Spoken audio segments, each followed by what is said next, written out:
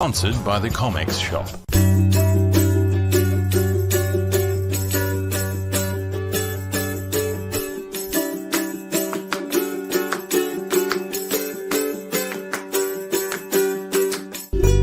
We hope you enjoy the show. G'day, and my name's Leigh Chalker, and I'm the co-creator of Ring Around the Rosie, and tonight is episode 26 of Tuesday Chinwag, and the special guest this evening is Mr. Gary Chaloner. So how are you, sir? Are you well? That's you? As good as can be expected. As good as can be expected under the circumstances. Yeah. That's the way. So just for anyone watching at home, a bit of a delay on the audio here, so there is. So anyone watching at home, we were, as you can see, a little delay on the audio. We just thought we'd give it a go and come out and see what we can do to, have a chinwag this evening. But, if something should happen, I've got my sidekick Lloyd here, so he's always, happy to jump in and help out as well, So, usually we have who, what, where, when, why, and how. But as this is Gary's second, time on Chinwag, we'll give a little rundown. We'll let him do that in a second, and then we'll just move into, having a talk. If anyone out there wants to join in the conversation, ask Gary any questions at all this evening. I'm sure he'll do the best he can to answer them. And thank you for everyone that's already sent in comments. Hello and good evening, and on with the show. So, Mr. C, you want to give everyone who hasn't met you before a little rundown on who, what, where, when, and how, and why, mate?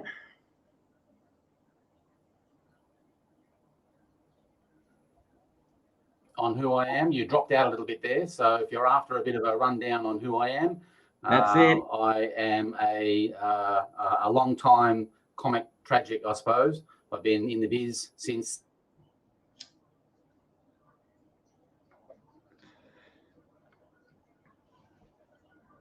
Now, these little dropouts may happen for a while, so hopefully we can get through them. Look, if once he comes back on, we'll keep talking. But just show sponsored by the Comics Shop, and there's over 100 titles on that, all Australian independent titles of varying artists. So I would recommend jumping on that if you're chasing any Australian comic books.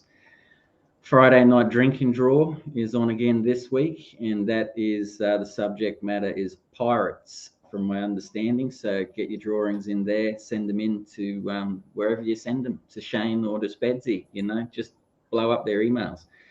Don't forget to like and subscribe the channel so people can, continue to watch. And he's back. There's movement.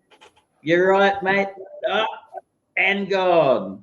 All right. I don't know where he's gone. Oh, he's back.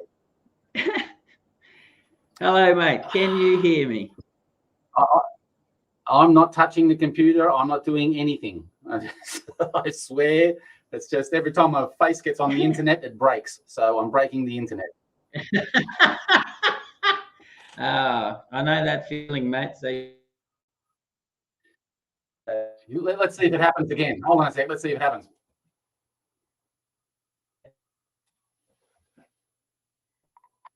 You've frozen. No.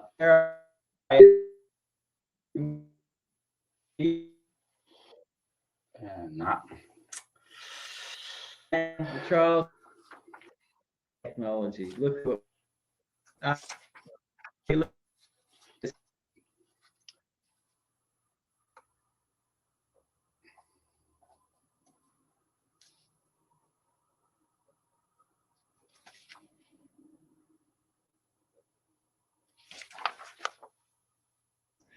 I guess.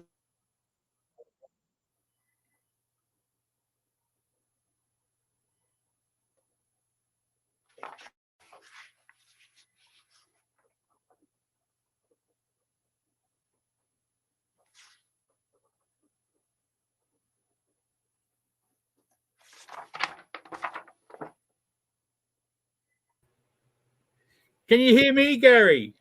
Oh, Lee's trying to get back. I don't know what's going on here, man, but like there's Shane. Good stuff. All right, let's go. We'll see how we go. Fingers crossed. All right. So, what else can I say? It's shit happens.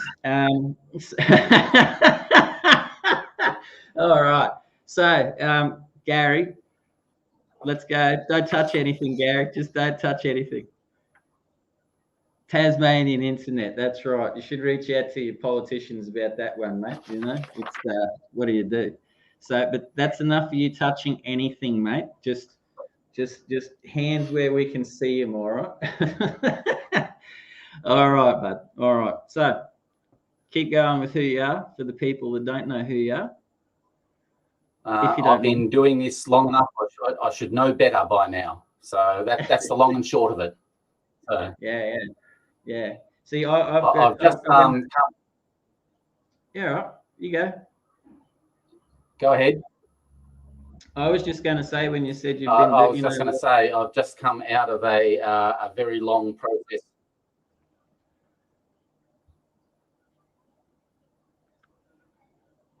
I'll keep on talking. And hopefully I won't stomp over you too much. But I've just come out of a long process of getting a long-standing project finished into the printers. So I've come out of my shell and break the internet with this show to sort of celebrate the fact that this project has gone to press and to talk a little bit about it and try and push the fact that the other stuff that I've got going on coming up soon is not just the end of the world with Adventure Illustrated #2. It's finally out and done.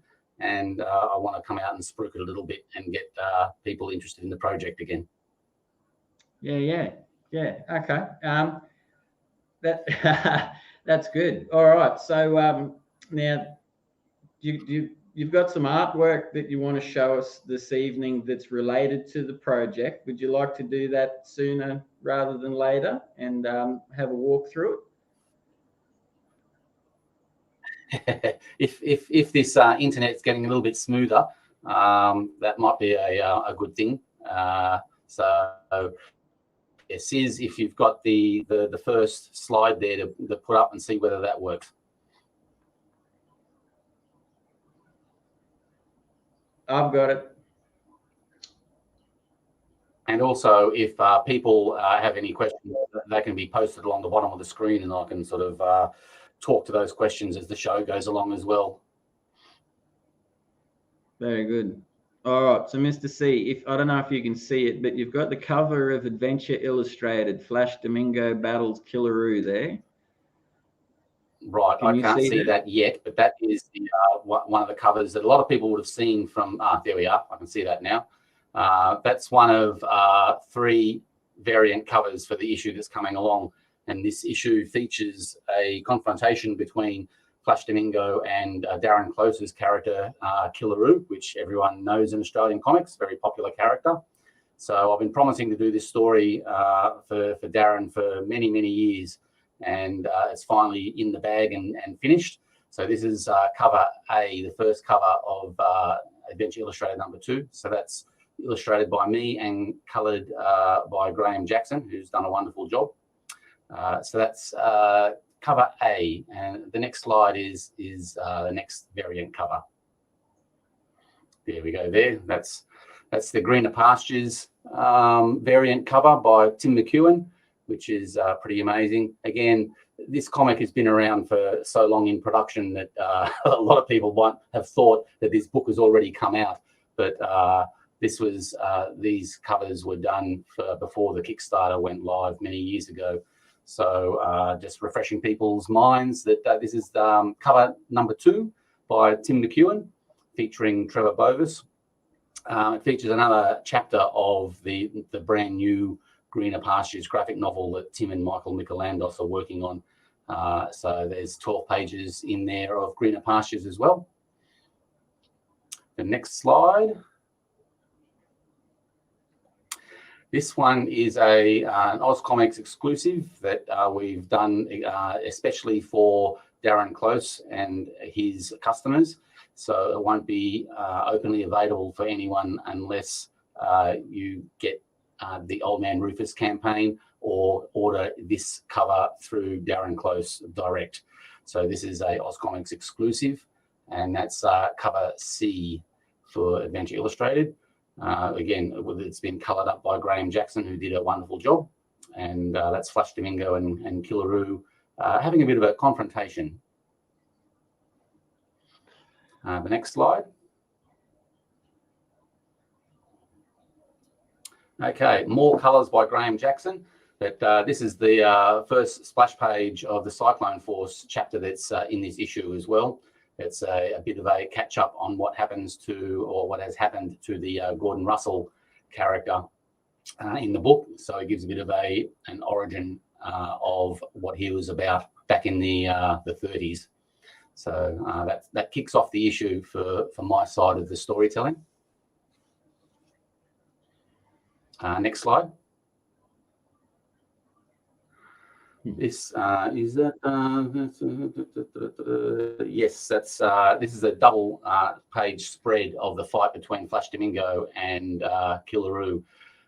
This spread has been inked by Darren Close, so that's a 2-page spread that's in the middle of the issue as well. So that gives a taste of what the action is like there. All this interior artwork is unlettered at the moment, except for Tim's stuff, because he letters straight onto the art page. So this has dialogue and narration across it in the printed version. So that's that double spread. And the next slide is a pin-up shot of Flash Domingo and Killaroo having a bit of a bad moment there. So it's a bit of an art sample. Again, it hasn't been lettered. There'll be dialogue and narrative boxes added to that in the print version. Next slide. That's a bit of a sample of Tim's black and white art in the issue. His art game is getting very strong with this new stuff. If anyone's had a look at McEwen's recent projects and the stuff that he's been showing around some recent shows, he's really getting pretty amazing with his art. So this is a good example of when we first meet Trevor in the new graphic novel that has been run in Adventure Illustrated. Next slide.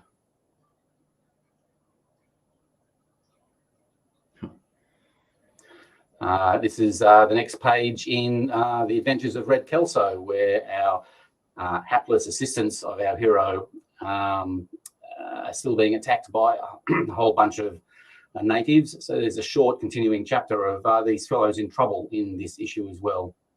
So the Red Kelso stuff is an older series that I had lettered in Photoshop. So that's why the dialogue is in place here, as opposed to the Cyclone Force stuff, which was computer lettered. So that gives you a taste of some of the dialogue without giving too much away. Poor old Pongo there is having a bit of a moment. That's beautiful, man. Okay, so from here, this is what's coming up. Yeah, feel free to put that next one up there. Now that this issue is out of the way, I have a whole swag of unfinished projects that I'd like to get through and catch up on. This is an unfinished colour job that I've started on the next project that Cyclone is releasing. It's Autopsy #1, starring The Undertaker Morton Stone, as you can see. This is a cover by the amazing Ryan Villa. This title will feature short stories by myself and a whole swag of other Australian talent. So that's the next cab off the rank for me as far as getting some stories finished. I've got a story there featuring Patricia, the vampire girl that Dylan Naylor has penciled, that I have to sit down and ink up, and that'll be in this issue as well. There's a story by Jason Paulos that I've re-scripted, and another one by Ryan Vella, and Matthew Dunn has done some artwork for a story as well. So this is going to be like an anthology title for Undertaker Morton Stone. We'll see how we go, and that's going to be the cover for the first issue. So that's what I'll be working on next, and I certainly won't be doing any crowdfunding campaigns until everything's finished and done. So in case I get hit by a bus. So that's the Undertaker Morton Stone. He's coming next. Next slide. This is a little preview of something that I'll be working towards the end of this year and into next. Is a similar thing to the autopsy title, is Tales of the Jackaroo, which will be me and other creators in the country doing short stories and putting the Jackaroo back front and center as a headliner title. It'll be an anthology, and that cover that I did there was a bit of a homage to the old Bruce Springsteen Born in the USA album cover, which has just recently had an anniversary of some, 30 years, 1984, so longer. And so I thought it was kind of appropriate to do a bit of a homage for Springsteen, because I'm a bit of a Springsteen fan and he's on tour at the moment. So that's probably going to be the first cover of the Tales of the Jackaroo, and various and sundry people will be coming on board to do stories featuring Jack and the crazy cast from Dugga Dugga and from the Australiana Cafe, and we'll get the Jackaroo back front and centre as someone with new stories under the belt. So that's a bit of a preview of the first issue of Tales of the Jackaroo. The next one here is some artwork by Glenn Lumsden for a project that we've been working on that I don't think Glenn has ever illustrated Jack Keegan or the Jackaroo before in his style. So this is a cover that I got Glenn to do that he was quite happy to jump in and have some fun with. It's for a project that hopefully will be out by the end of this year. So something a little bit different for both of us, and a bit of a surprise when it comes later on. So I'm not going to say too much about this one. It'll wait until hopefully it'll be out before Christmas. So that's Glenn Lumsden's take on Jack Keegan and the Dugga Dugga Hotel there. So more news on that in the coming months. But where are we? We're in June. Yeah, in the coming months. So hopefully before Christmas that'll be out and about as well. So again, this is my attempt to my big push to try and put the Jackaroo front and center. That's okay. You can keep on rolling through, Sis. That's one more to go. This as well, in the next 18 months or so, I'm just working through colouring up the old Jackaroo stories, and I'm going to re-release them and as well as continue on the series. So this is just an example of Graham Jackson's colouring that was also done for the 2017 reprints of the Flash Domingo stories. But now I'm repurposing it and repackaging it as a new series of an ongoing series of Jackaroo material, featuring the classic stuff coloured and then moving into new material as well. So that's a bit of a tease for the reconstructed first issue of the Jackaroo. The American series actually had this cover as well, when Jackaroo was released back in the early 90s. So I'm going to emulate the content of the American issues so that it's seen as, imagine if the Jackaroo title back in the early 90s started similarly to the American edition, and the numbering went forward from there. So that'll hopefully be coming out next year as well. But again, I'm not putting any pressure on myself as far as getting stuff done by certain deadlines. It'll happen when it happens. But the Jackaroo is coming back front and center to be one of the few things on my drawing board, and try and get Jack front and center for, because I think in this country, or not necessarily in this country, but as far as the internet is concerned, and internet shows and chat shows and things like that, there isn't much discussion had about actual characters, Australian characters and stories. There's a lot done and about creators and how they go about things and what they're working on, but there hasn't been much of a discussion about some really high-profile Australian characters and who they are and what they are about, and the stories that they're in. So what I'm trying to do is oddly enough, recede into the background more as a creator and push my characters further to the foreground and try and establish them as less a Gary Chaloner project and more of them standing on their own 2 feet, which was the reason why I was quite interested in doing a title called The Tales of the Jackaroo, to invite other creators to come in. And because the Jackaroo hasn't really been handled by too many other people besides myself. I've done some short stories with some friends back in the 90s, Dylan and Jason Paulos and Greg Gates. But I'm opening up even more now to be able to work with people that are, that can get in touch with me and come to the table with some good ideas for the character. So that's me in a nutshell as far as Adventure Illustrated, the past. Adventure Illustrated #2 is at the printers, and hopefully the digital edition will be released for that, for all those long-suffering and patient Kickstarters, backers and patrons in the next week or so. There are plans for Adventure Illustrated 3, which could hurt a lot, but the point being that now that this one's out the way, a huge psychological hurdle has been jumped, and I'm feeling free as a bird and all excited again. And just wanted to give a bit of a shout out to everyone to thanks for their patience. And the Jackaroo is coming back, and Morton Stone is coming back, and yeah, I'm gonna just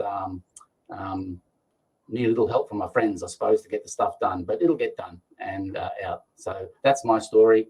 And hopefully in the next year or two, because Cyclone Comics is coming up for a 40th anniversary in 2025.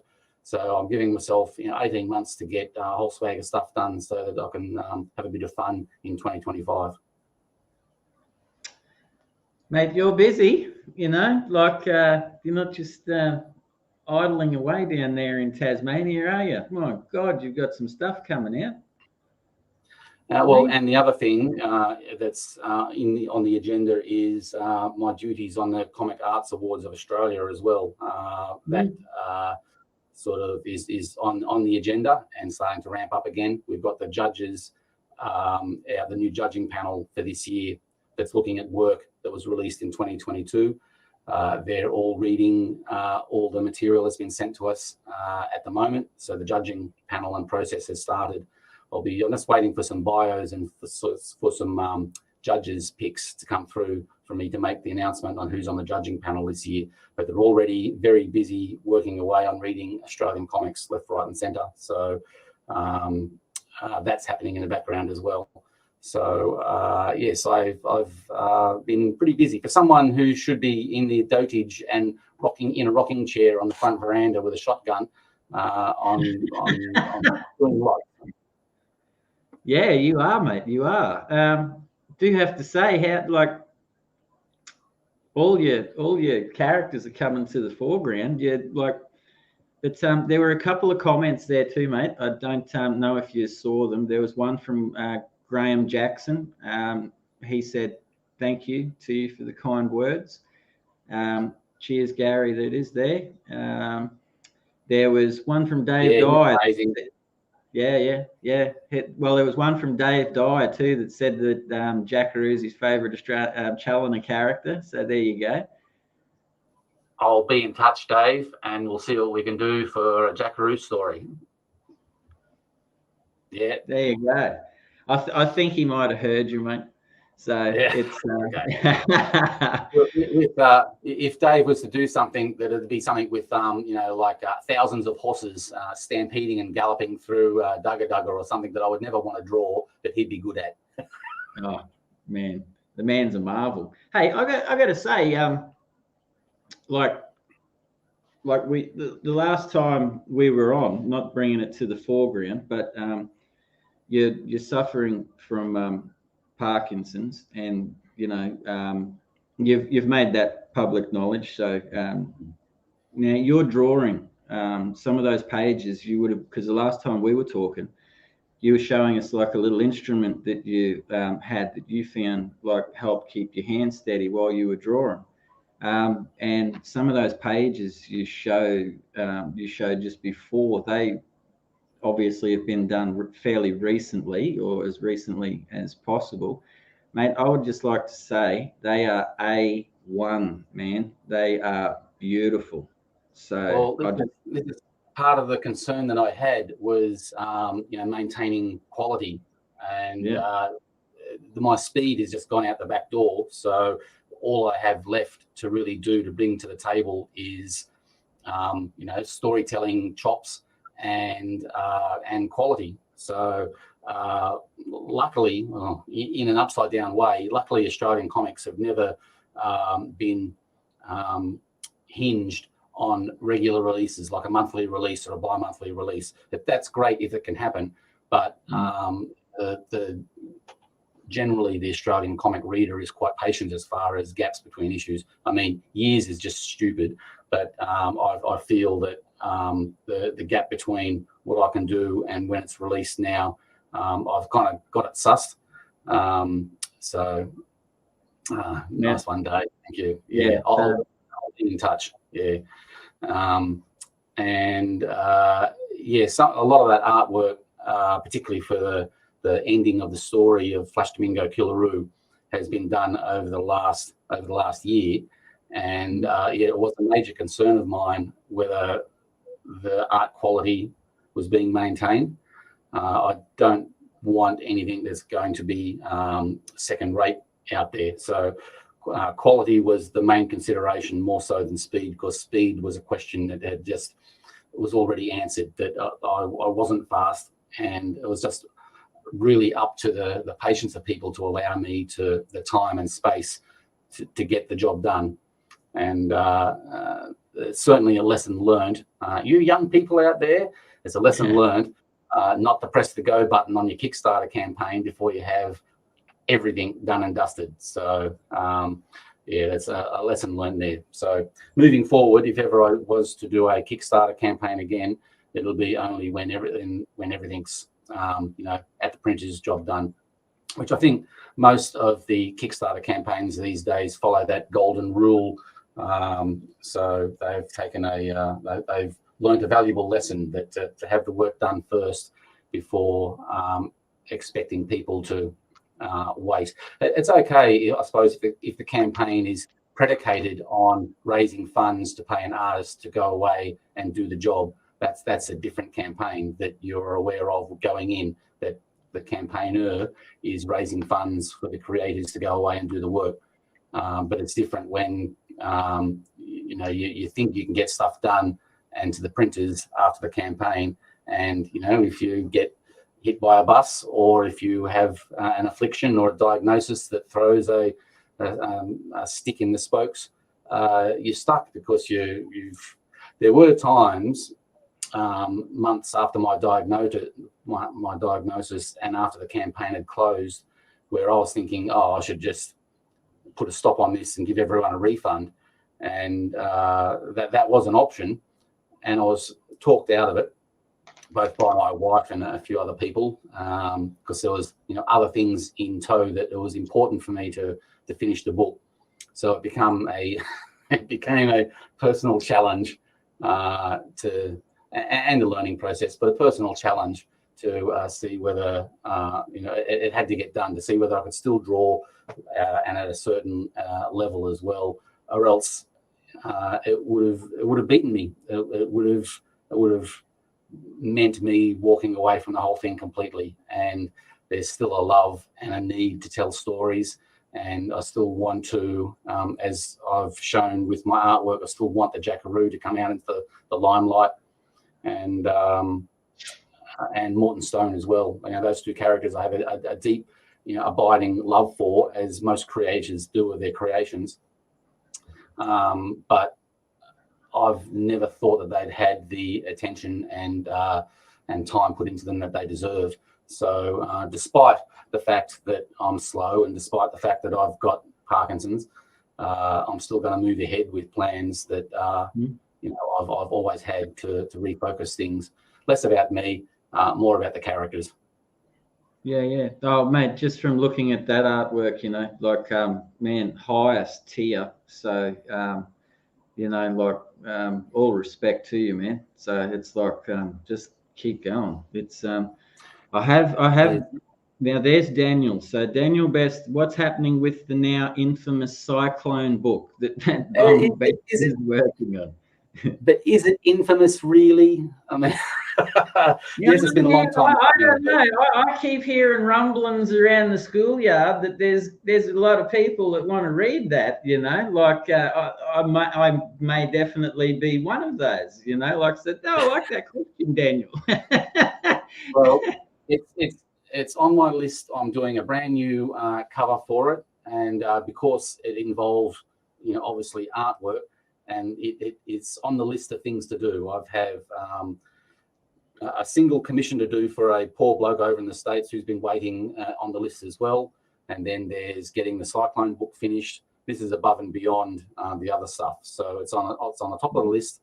And poor old Danny Best has been as patient as anyone as far as getting his book done and dusted and like out into the world. So without putting a curse on it, my plan is to have the Cyclone book and Danny happy with it out by Paper Cuts in Adelaide when the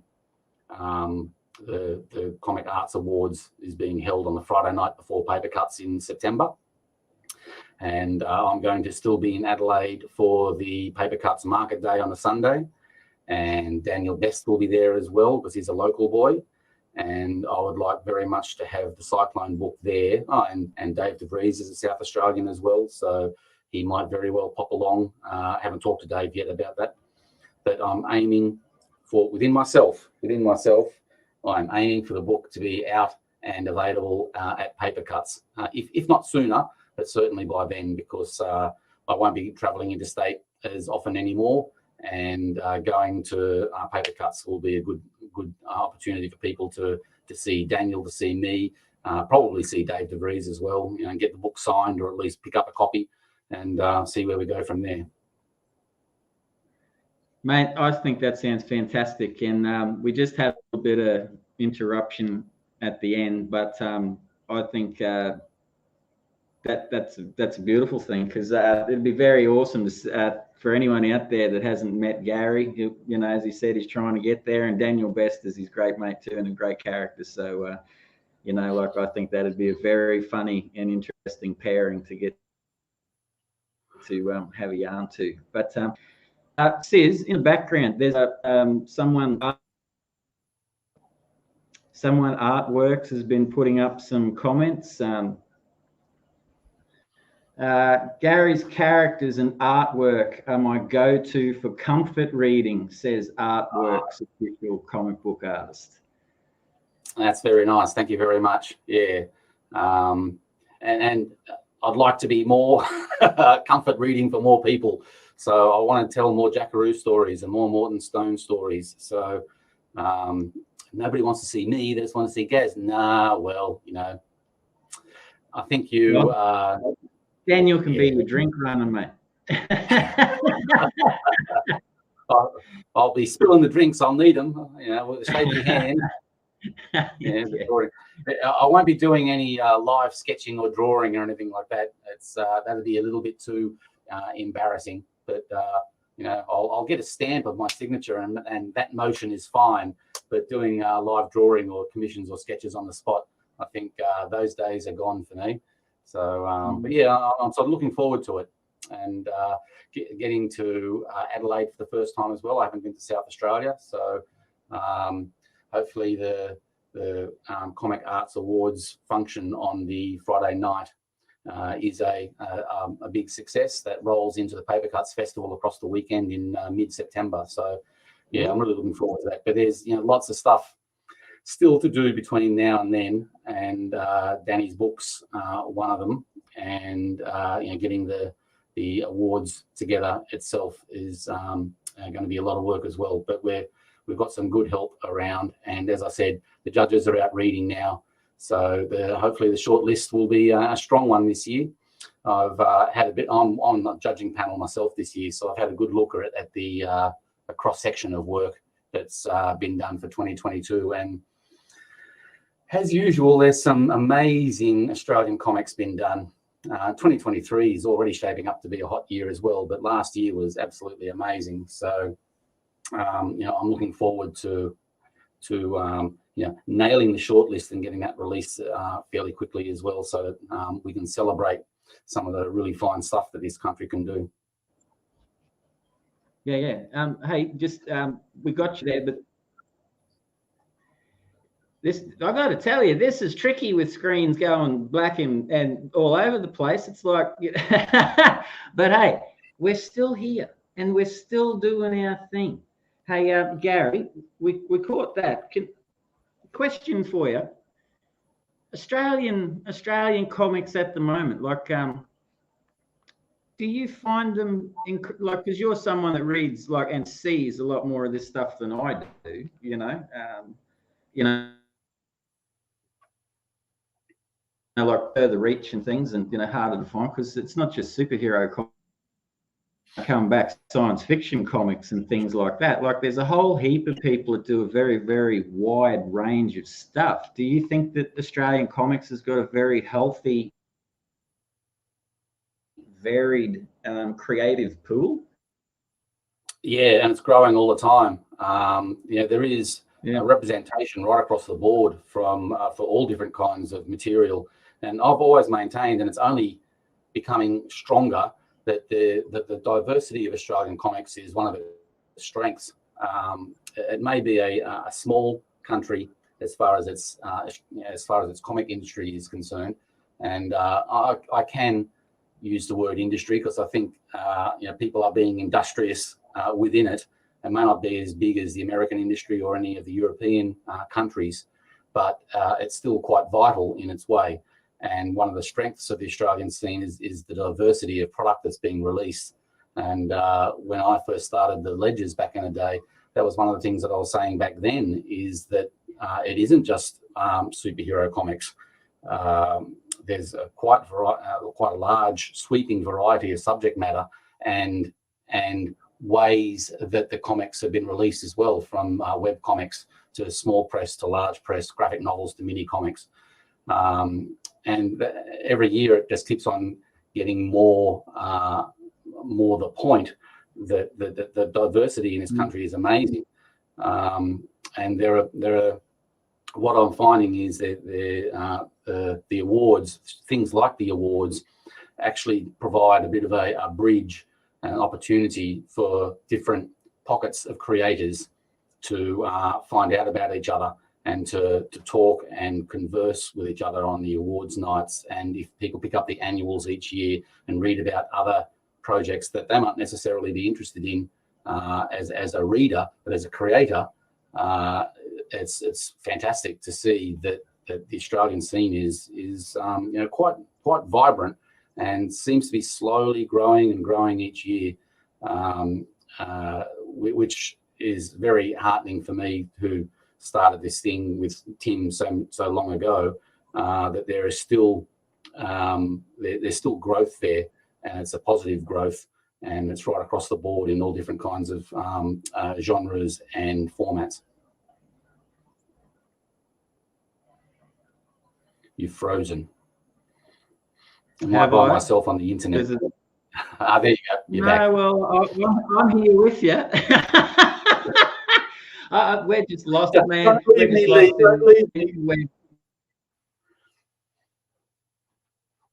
It's like, it is what it is.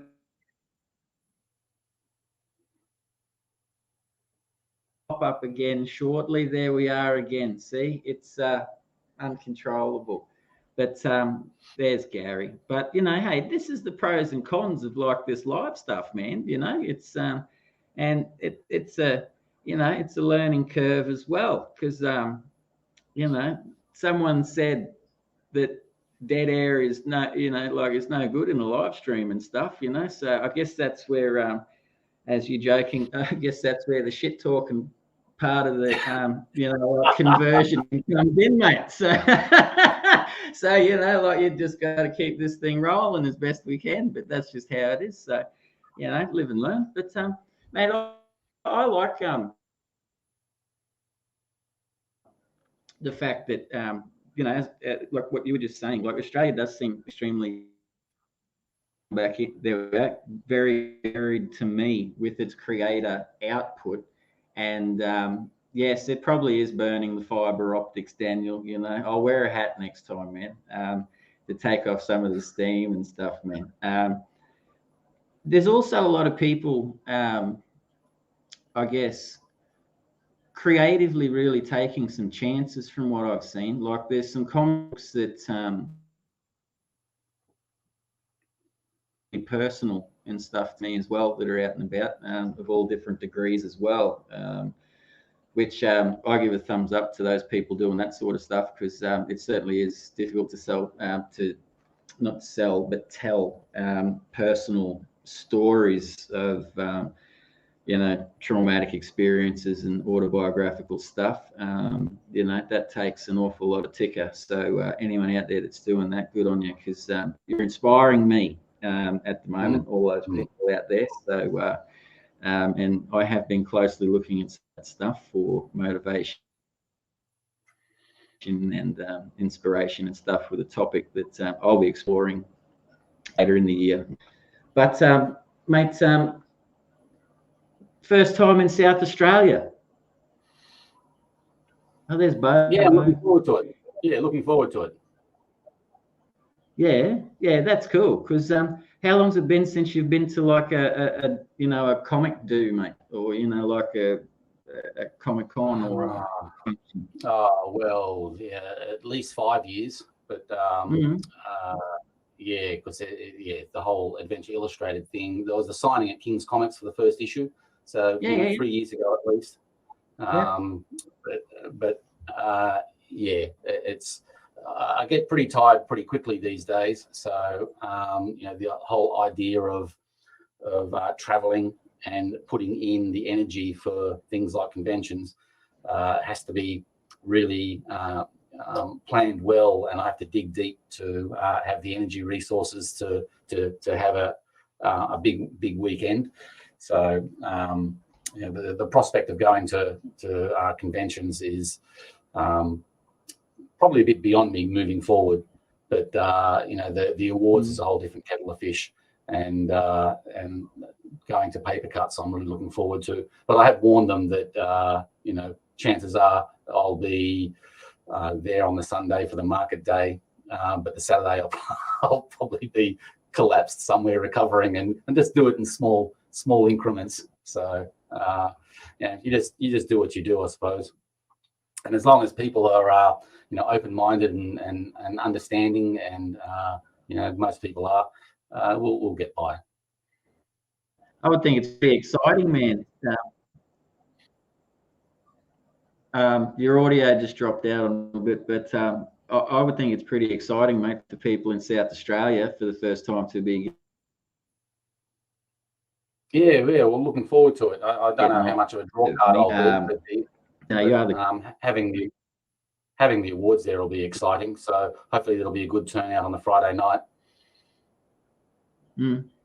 Because I mean, God, you've got a lot of stuff to show off too. I'm like, I get the opportunity to talk to you, but like I love of you know, like all your comic books are your babies and stuff like that. But the Jackaroo is the one that, from my conversations with you, definitely seems to be the closest to your heart. So what's and not meaning to take away any emphasis from any of your other awesome characters, man, but just from personal chats with you and stuff, just for everyone out, what is it with the Jackaroo that, like, you know, that gets you, that like that's my baby, you know? Like, what are you most well, you know, it's he was the first one. He was the first character that I developed that I thought actually had legs, and of course you write a little bit of yourself into the character as well. So you know, we cover this a little bit in the Cyclone book, the origins of the Jackaroo character, because he had a couple of false starts along the way in the early days of Cyclone, and that was me finding my way with the character as well. It was very, very much developed and written in real time, and there were some false starts and changing of directions, and I think that's a fairly natural thing to do in the creative process. But if you're doing a graphic novel for a above ground publisher, you get to workshop all this stuff with your editor and before it gets released. But with comics, particularly back in the day, they're done in 8 and 12 page chunks. So it's a whole different process of planning and growing a character properly while you're balancing that between the decision to get a comic out quickly. So sometimes the quickness of or relative quickness of getting an issue together flies in the face of solid character development. Yep. So the Jackaroo for me has always been a character that was waiting proper time and dedication to develop properly. All the markers are there, for me anyway, all the markers are there, and there's a following there for the character. And now I want to be able to put what experience I've had and skills I've had in the industry, I want to apply to him to flesh him out and to tell stories that have been in notepads and in files on the internet for decades. And I want to be able to apply them and get people to read what I have in mind for the character as well.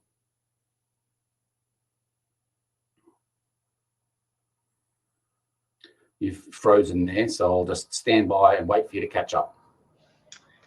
Oh, I'll just pop back in, man. So it's yeah, I am here now. I just had to step out. Like no, no, I just, man, it's like, hey, what do you do, man? You just got to roll with this stuff, you know. It's like, it's not worth stressing about. It's good stuff. It's just, Yeah. it's all good times, man. So it's but the main thing is we're getting you across, man, as best as we can. But hey, look, you know that you're always welcome back on here, man. So it's like if the message doesn't get across to people now, we'll get that bloody message across to them. So even if we got to drill it into them. I reckon, yeah, I like the Jackaroo. Man, another question regarding all of your characters. I know you're a huge Robert E. Howard fan. Now, do you put some of yourself in all of the characters that you've created, mate, like he used to? Yeah. I think that yes. To answer your question, yes, I think so. Yeah. My two main IPs, the Jackaroo is probably more of me than anything else. The Morton Stone character is a dark side or what's something that people would never expect Gary Chaloner to write about and to find funny. It's the black humor side of me. So they are, to a certain extent, elements of my personality, although Morton Stone is more daring myself to go to places that I wouldn't normally go as far as humor and plots and things like that. So that's less me and more my attempt at just doing a weird character that I think has a lot of merchandising potential. I've always liked the idea of maybe one day having an action figure of Morton Stone and of a little crypto dog on wheels, dead dog stitches that you could sort of, with working wheels that you could sort of wheel along your tabletop and all that kind of stuff. So maybe that'll happen one day. But I get a lot of joy writing the Morton Stone stuff because it is diametrically opposed to the Jackaroo material. And oddly enough, my plans have both of those characters merging and becoming more and more closely entwined in their worlds. So again, in an effort to have more mileage, tell more stories, get more pages done with both of them in with the Parkinson's and the ability to produce content, that doing a single project would be more advantageous than trying to split my time between two separate IPs. So again, that's something for working on in the next 12 months to 18 months or so, see how it all goes. But yeah, to answer your question, I think there is. I mean, there's no way that I'm like Jack Keegan, but it just is easier to write. In fact, funnily enough, in the Adventure Illustrated second issue, when I was writing the Opal character, who features quite heavily, she's a supporting character in Flash Domingo and the Jackaroo, and I think out of all of my cast of characters, I write her like I would write myself. She's closest to vocalizing how I think about things and how I would react in a certain situation and how I would react to being in those adventures. It's not necessarily Jack Keegan that is my go-to guy. It's more the Opal character that I'm more simpatico with, as far as reacting to a situation the way I would react. So, and I found that quite interesting. It was quite educational as I approached writing the story. Which characters actually were easy to write because they were more like me. Yeah. Well, I'm glad. I sort of am glad you chose that the Jackaroo and Opal were a bit more similar to you than Morton, because I'd hate to see you turn up to the, Adelaide, we're expecting Gary and in walks Morton, with my goth eyeliner on, and mate, that'd be cool, why not? I mean, hey. No, Morton allows me to do and say things that I wouldn't normally do or say. So he's very kind to me that way. So he allows me to be outrageous, while the Jackaroo ticks off a whole different set of other boxes. So it's interesting. But those two sets of characters I really enjoy. And if they were both hanging off cliffs and I had to save only one of them, I don't know which one that I would save. I'd probably join them on the cliff and we'd all go over together. Oh, that's a lovely sentiment. But comic book characters come back, man. So let them go. Keep Gary, because we can have more. We can have more of the Jackaroo and Morton. That just adds to the flavour when they go over the cliff, man. Hey, Don Ticchio, g'day, Don. Santa put a thing up just a minute ago, and interesting point.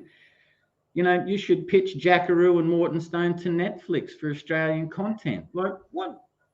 And not even, you can answer it for yourself, but I'm interested to get your two bobs worth on, I guess, what would people do yourself, to do things like that from your experience?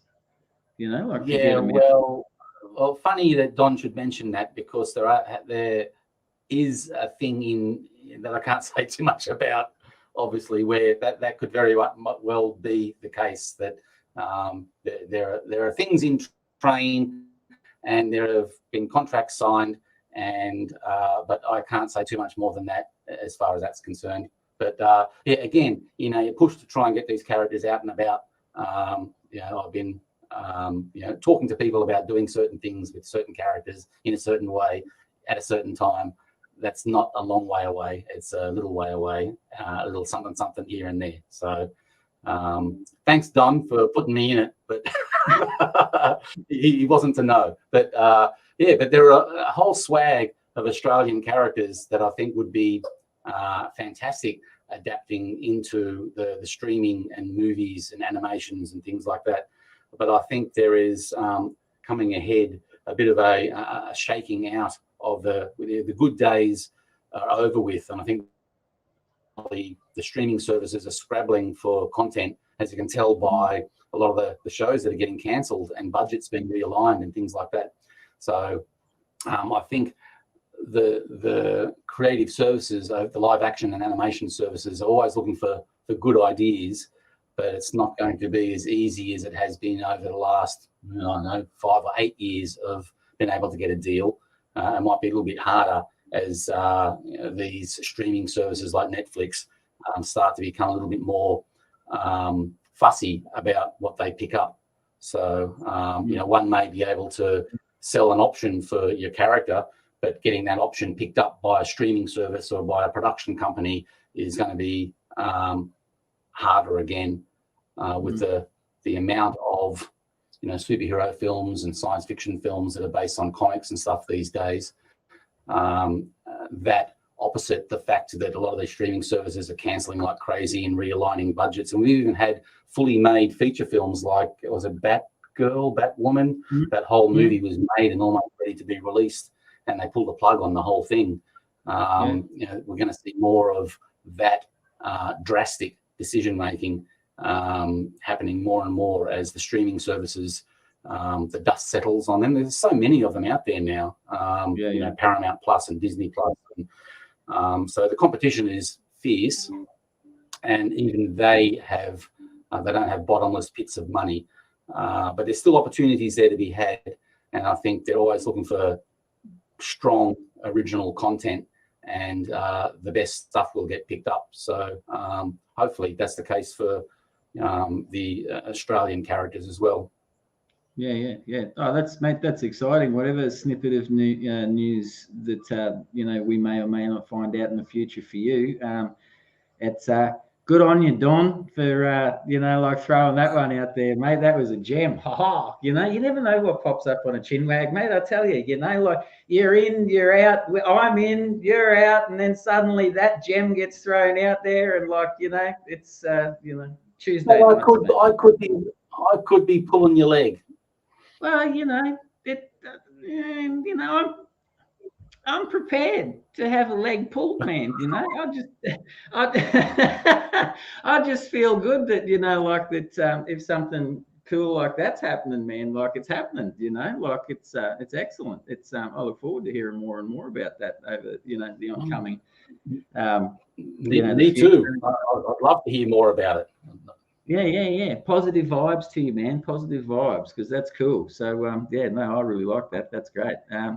And couldn't happen to a better bloke if it does happen, mate. Because your characters, they'd look damn good up on a screen. So it's they look damn good on a comic book. So that'd be ripper. Have you always, because you're very open to any sort of conversation and discussion about all facets of Australian comics. You've been an open book of information to me when I've had questions and stuff, and not just about comics, but about things in general. Have you always, I would say that you're, you're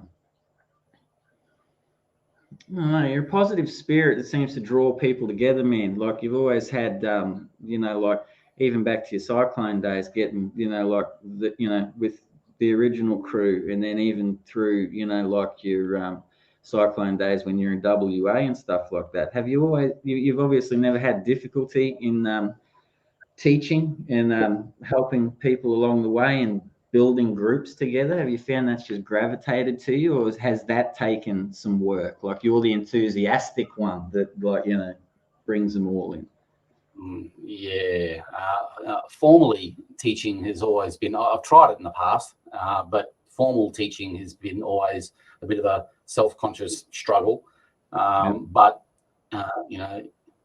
I just try and move forward with what I want to do, and try, if people come and want to run alongside, I'm quite happy to run down the road with them. I've had people sort of run with me for a long way and then jump off the road and then come back on again, or go their own way. I just try and it's a marathon and not a sprint. Australian comics, as you are finding out as well. Truer words have never been spoken, no matter what aspect of the industry. Even if you're a highly in-demand international creator, even that is a really hard slog that the industry could take a lot out of you over a very short period of time. So there's, in the American industry, there seems to be a high turnover of creators that move in, spend 5-10 years in the industry, and then move out again doing other things, or leave the industry, or go into storyboarding and animation or movies, blah, blah, blah. So to stay the course in something like the creative field of comic books, I think is a very hard thing to do, but that is also, once you get comics in your blood, it's hard to get it out. So I think once you start bumping into people of like minds and like desires, even if they're very new or if they've been around for a while, you talk a common language to a certain extent. And I've been lucky enough to bump into a lot of people that are quite happy to come along for the ride. And I've come along for the ride on other people's journeys as well. It's not as if, like I'm there by myself. I've sought out my own, friends and associations and, team building exercises as well. Some have failed, some have been more successful than others, but that's the story. But the common denominator is, the language of comics and having, ink for blood. And I think that is more common, and that's a binding force more so than a force that pulls people apart. So a nice strength of comics. Well, mate, I agree with you. So as Kay's just put up there, what about the comic medium excites you, mate?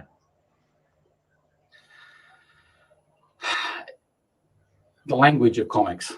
I've been thinking about this a lot while I've been hunched over a drawing board trying to get a certain project finished, and you get to think about the whys a lot of why you keep on doing it, and it's the fundamental appreciation of what you can do with the language of comics, the world building, the storytelling, the beats of emotion that you can create on the page, the way the panels can be structured. I'm actually finding the older I get, the less fancy I want to be with my storytelling, with layouts and the use of the toolbox of comics, the language of comics. And that's fine as well. There's a time and a place to be, fancy, and the language of comics allows for that. And there's a time to be reserved or less fancy or more straightforward, and the language of comics can take that as well. So I think having that toolbox of, word balloons, panel structure, page layout, the turn of the page, pacing of a story, whether you're trying to do it for an 8-page story or a 48-page story or a 230-page graphic novel, it's all the same toolkit that you get to play with. And once you understand what that is like to use that toolkit and what the tools do and how you can and can't use them appropriately or successfully, I think that's golden in telling a successful story. Did you find yourself coming, like you? Well, I guess we're all learning, and I mean, I would assume that we've had conversations where you still feel like you're learning and stuff, seeing different things. Like along the way, to help you establish your basic language, did you of the story flow and stuff? Did you have someone there that would, like, hey Gary, like, think about it this way, think about it that way, or did it just come about from just drawing, mate? Like just that pure love of drawing, and then this works, this doesn't work. Were you more self-taught than anything else? Yeah, I was largely self-taught, but there was a certain amount of sponge action going on with the Cyclone gang in particular, where you got to see how they approach things and how they, and I might not necessarily have agreed with the solutions that they reached. People like Dave and the way he draws, and Tad and the way he tells a story, and Glenn the way he drew and constructed his stories as well. But it was a learning process that I saw very close, and it was a learning process as well. But essentially self-taught, reading a lot of comics, and again appreciating what luckily I had exposure to some very high quality stuff. So but yeah, self-taught, but also taking in, and I think a lot of creators are the same way, that they do. Look, I've been talking to Glenn Lumsden quite a bit about style changes over the years, And he's a perfect example, and I hope he doesn't mind me saying this, of a style that he has changed over the years. Over the last 20 years, he's turned from essentially a Paul Galassi, Brian Boland clone, not clone, but stylistic similarities. He's now getting quite a lot of enjoyment out of reading some classic Alex Raymond and Leonard Starr newspaper strips. And you're starting to see that kind of soap opera and classic golden age newspaper strip artwork starting to influence his work as well. And that's not a bad thing. That's just a guy who's very good at what he does already, still learning and going, oh, I really like the way that Leonard Starr does women's dresses and fabric, and I just love how classy all of the women look in the strips, and applying that to your own artwork. And it changes. And I said to him over the last year, he sends through artwork and he finishes it. And I was very lucky to be one of the few people that he asked opinion of, I suppose.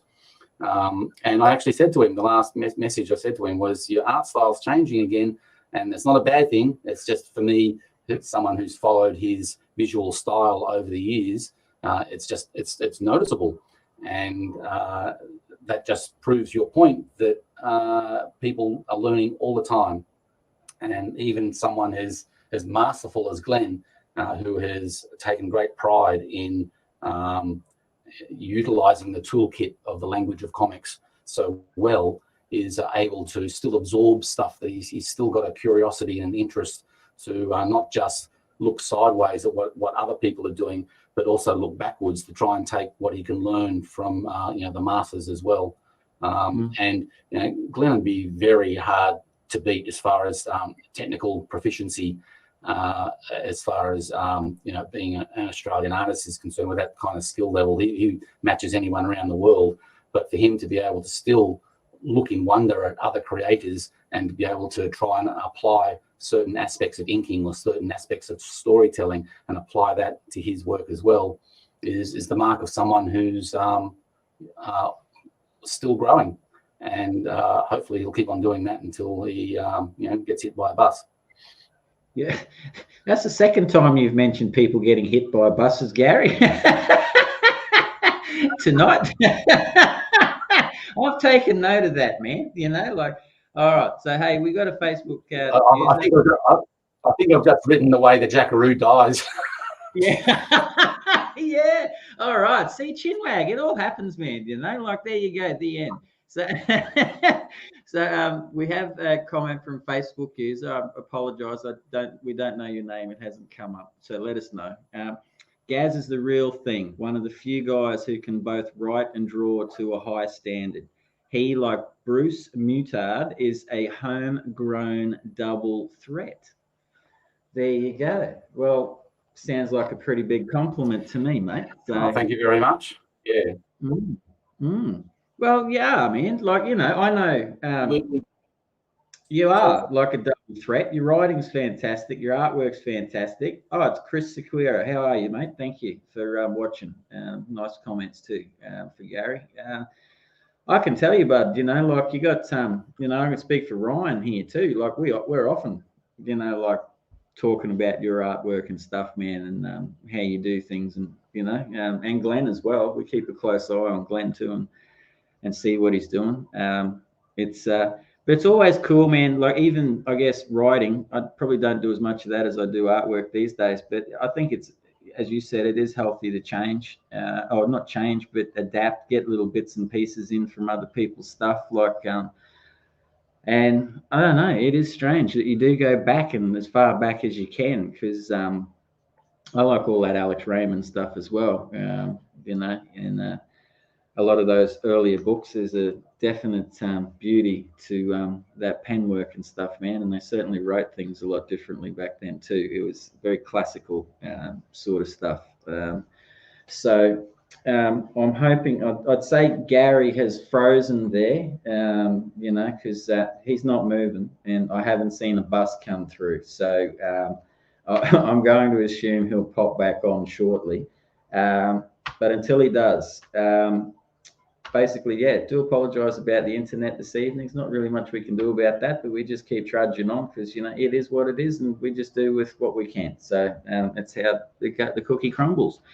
But just getting back to a couple of things until Gary pops back on. Don't forget the Comex shop. This show, Chinwag and Friday Night Drink and Draws, are sponsored by the Comex shop, and there's over 100 titles of Australian independent comic books for a flat rate of $9, and you can get as many as you want. Really, I would recommend jumping on there and checking it out. Friday Night Drink and Draw with Spedsy and Quick and Sis is back on Friday. The topic this week is pirates. So as we said earlier, and we say every week, encourage people, if you can't draw on Friday nights and you've got a bit of time on a Wednesday or Thursday, whip one up, send it into, like the emails, Shane, Rob, Comex, and it'll get shown and put out there. There you go, art@comex.studio. So that's for all people want to contribute to Pirates on Friday. Don't forget to like and subscribe to channels because, you know, all those likes and subscribes, you know, I don't know, you know, like all that technical baloney is a bit far beyond me. But look, it makes you go up. So, like, that's the best thing.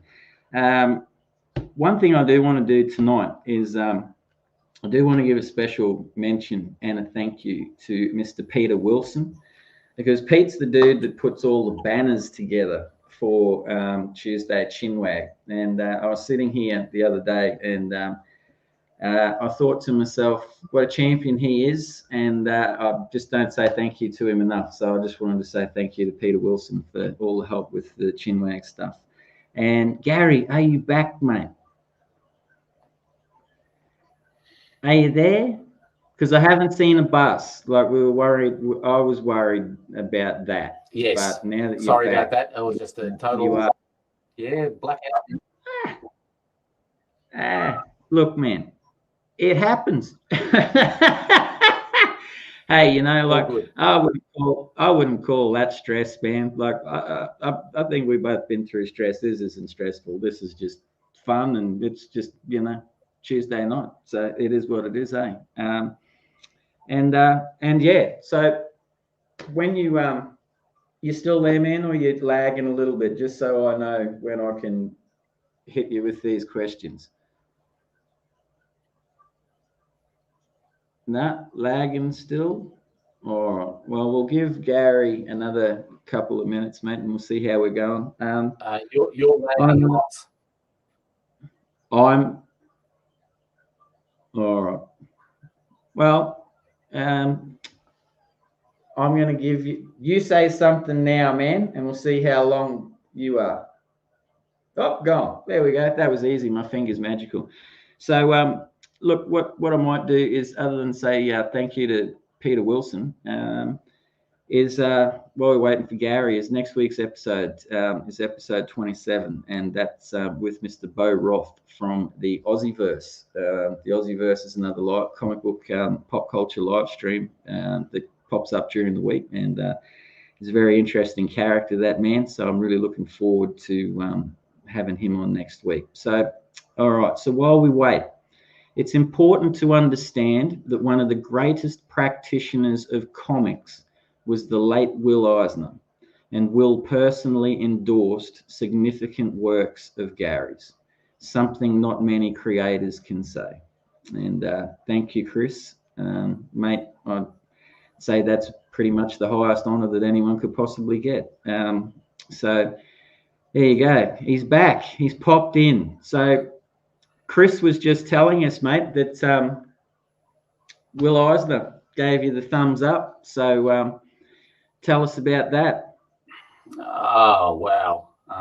Hopefully I won't disappear again. But yeah, that was, I was lucky enough, again, through a bit of perseverance, to strike up a relationship with him and Dennis Kitchen back in the early 2000s. I was doing a spirit story for the Spirit, the New Adventures for Kitchen Sink Press, and developed a relationship with Dennis Kitchen. He was going through a period where he was had sold Kitchen Sink Press, and so he was winding all of his titles down, or some of the titles down. And I actually put to him, well, if the Spirit title is going to stop publishing, is there another Will Eisner character that maybe I could have a run at?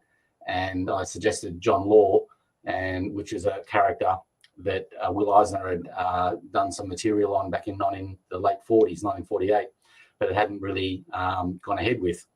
So I said, I've got some ideas to develop this character that's been sitting dormant for 30, 40 years already. And so Dennis said, okay, well, leave it with me. I'll have a chat to Will. And so the next day there was an email saying, hey, yeah, Will's quite interested, so have a chat. So he put the two of us together, and we started developing the John Law character for a web comic with the idea of updating a page a week online, and then having the end result finally packaged in print down the track. And that's how that happened. So, but again, Will is the kind of guy that was always open to new opportunities and to new creators as well. And he was interested in back in the early 2000s, the webcomic scene was totally different to what it is now. It was a little bit more raw and bumpy, but he could see the potential in releasing stuff online first and getting it printed after the fact. So he was quite keen on seeing that experiment with one of his characters. He was quite open for me to develop his characters as a creator myself. That wasn't going to be, he was more concerned about it being too similar to the Spirit. So he didn't want me to slavishly try and copy what he had done. He wanted to develop the character in its own way. So he allowed me to do that. And it was the opportunity to work with Will, of course, was amazing. And he gave me the opportunity to help out with creating content for the online, the web comics section of his textbooks as well, that he was getting republished at the time. He was getting all of them redesigned and new content updated and things like that. So he got in touch to say, seeing as how we're doing this web comic for John Law, you want to write and construct a few chapters for me on online comics and what was then the norm for web comic production and digital production. So I was lucky enough to help in his reissue of his 3 textbooks, which are now fairly standard teaching tools for people who are getting into cartooning overseas as well. So it was pretty interesting times. I don't know whether I would have the balls to approach someone like that now, but I was young and stupid, and it all worked for me. So it was a really interesting project. So did that would have just blown you out when you got the go ahead to do that? That would have, because that would have knocked me out of my shoes, man. Yeah, I think it did, but again, you're young and silly, so you sort of take it in stride and sort of think, I can do this, and away you go. And I don't know. So as you can be a shy and retiring cartoonist, but really at the end of the day, there's a little bit of a healthy ego there of yes, I'm good enough to do this, and to have the faith in your own skills as they stand even back then in telling a story. And of course, you're getting feedback from someone like Dennis Kitchen, you're getting feedback from Will Eisner, you're getting feedback from the Kitchen Sink Press editors that are professional editors. So it's not as if you can get away with anything too much, because these people have been in the biz for decades longer than I've been around even. And but it was nice to know that I was taking steps that they approved of, and I knew the field and the toys that I was playing with, and I had enough knowledge and self-preservation not to do anything too stupid. So, Did you find that in your early days, one thing that was like a big step in the right direction for you, like in improvement and stuff like that, just with your storytelling, not even your art, but I'm including like the whole Gary package, man, the writing, the lot. Are you talking about my package again? No. Oh, damn, we're live. But It's almost 9 o'clock. It's almost 9 o'clock. Oh, we should be right then. It's if there's any stray people out there, it is what it is. Hey, the comic community is close, man. We talk about lots of things. Did you did you did you find that a proper editor was someone at, like when you were like, because you get to a point where you're feeling good, like about your art and what you're pumping out, you know what I mean, like to a certain extent, and you get momentum and you just keep going for it and that, and then someone comes along and just goes, think about this, take that, do this, what that, like just, and gives you a whole different road of thought. Did you find, I guess, who was the person in your career that was the one that was just like, bang, open that door for you to take the next step to be better? Well, it would have to be someone like Dennis or Will. I haven't had too many formal editors edit my work in the traditional sense. Yeah. There have been some experiences when I did a fill-in issue for the Badger way back before John Law, so it was in the 1990s at some stage. There was an editor for First Comics that he and I didn't gel, so that was a very unpleasant experience in trying to get a job that was already under a lot of pressure getting finished.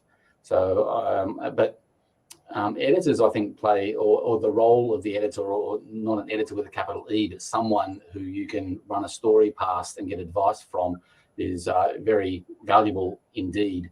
And I'm just reading this from Danny as well. Have you ever considered that you have the same effect upon creatives as Eisner had on you?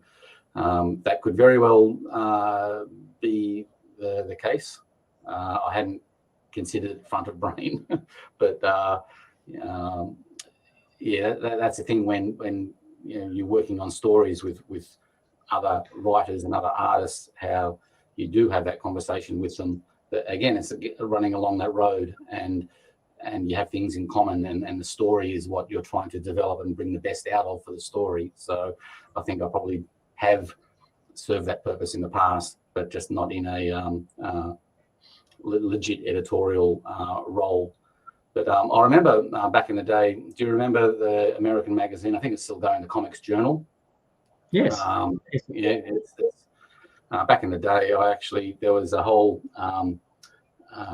this is, I assume, in the 2000s, if not earlier, a question about the role of editors in American comics, and the different kinds of editors that you have, and whether they're an obstruction to telling a story for writers and artists, or whether they're a corporate necessity as well. And I remember writing a very, very long "We need good editors" letter to the editor for the Comics Journal that actually got published. And my take was that corporate comics, the superhero comics and of the world, need a corporate editor to keep things on track. And so some stories and some writers and artists can take these corporate characters and do some fairly bizarre things with them. But you need a strong editor to be able to bring the best out of the kernel of the idea that the writer and artists are trying to put together. So editors play a very important role. Having said that, I haven't had any personal experience that much in my career with editors with a capital E. But there have been people, mentors like Dennis and Will, that have served that purpose on certain projects. So, and again, even, like co-creators and friends that you're working with, like Tad and Dave and Glenn, that they've served the same role as well. When you say, hey, is this work or not? And they give you advice and opinions, you take it or not take it, but they're serving the role as an editor. So it's healthy not to work in a dark room by yourself with your creative property. It's good to get feedback from someone that you trust, and I think that's the key, to have someone that you actually trust their opinion, and even when you disagree, you're able to workshop and pull the thread of what you're trying to get the best result out of.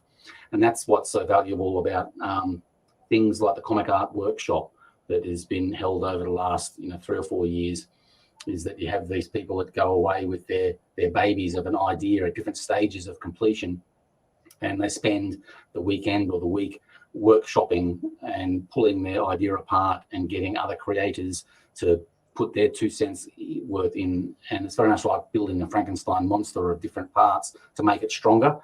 And the Comic Art Workshop has been very successful in having graphic novels workshopped through that process, sold on to publishers, and then released to much acclaim, a lot of the projects. So and that again serves the role of the editor, the creator, who is usually working away by themselves, actually has their project, their ideas and their concepts workshopped literally in front of other creators, and pulled apart and put back together again.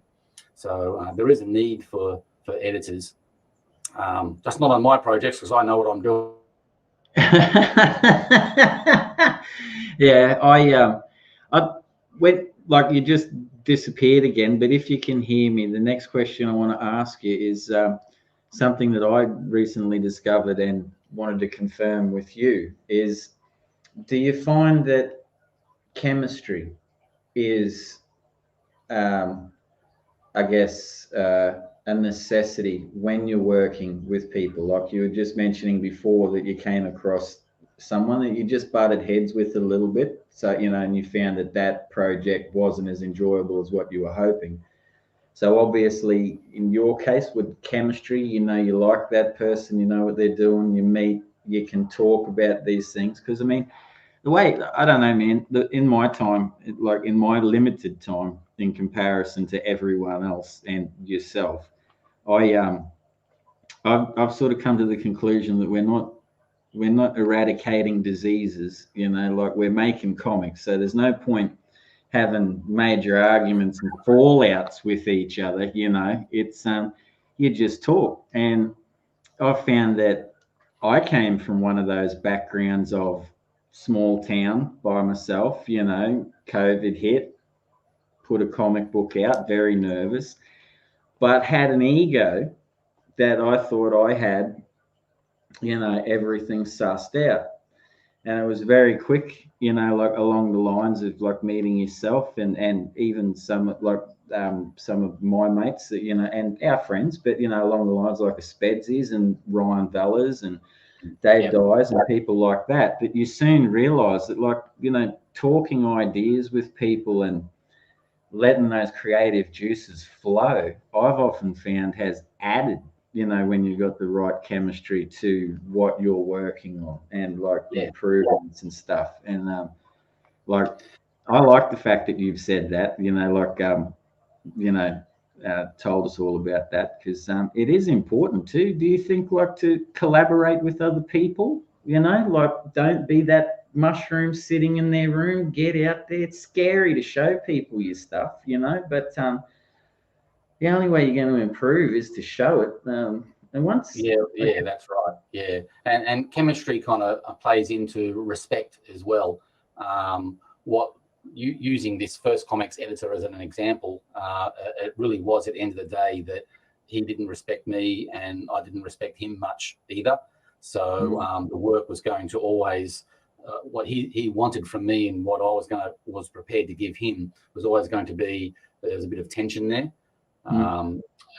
Luckily, it was just a fairly minor thing that was inconvenient at the time.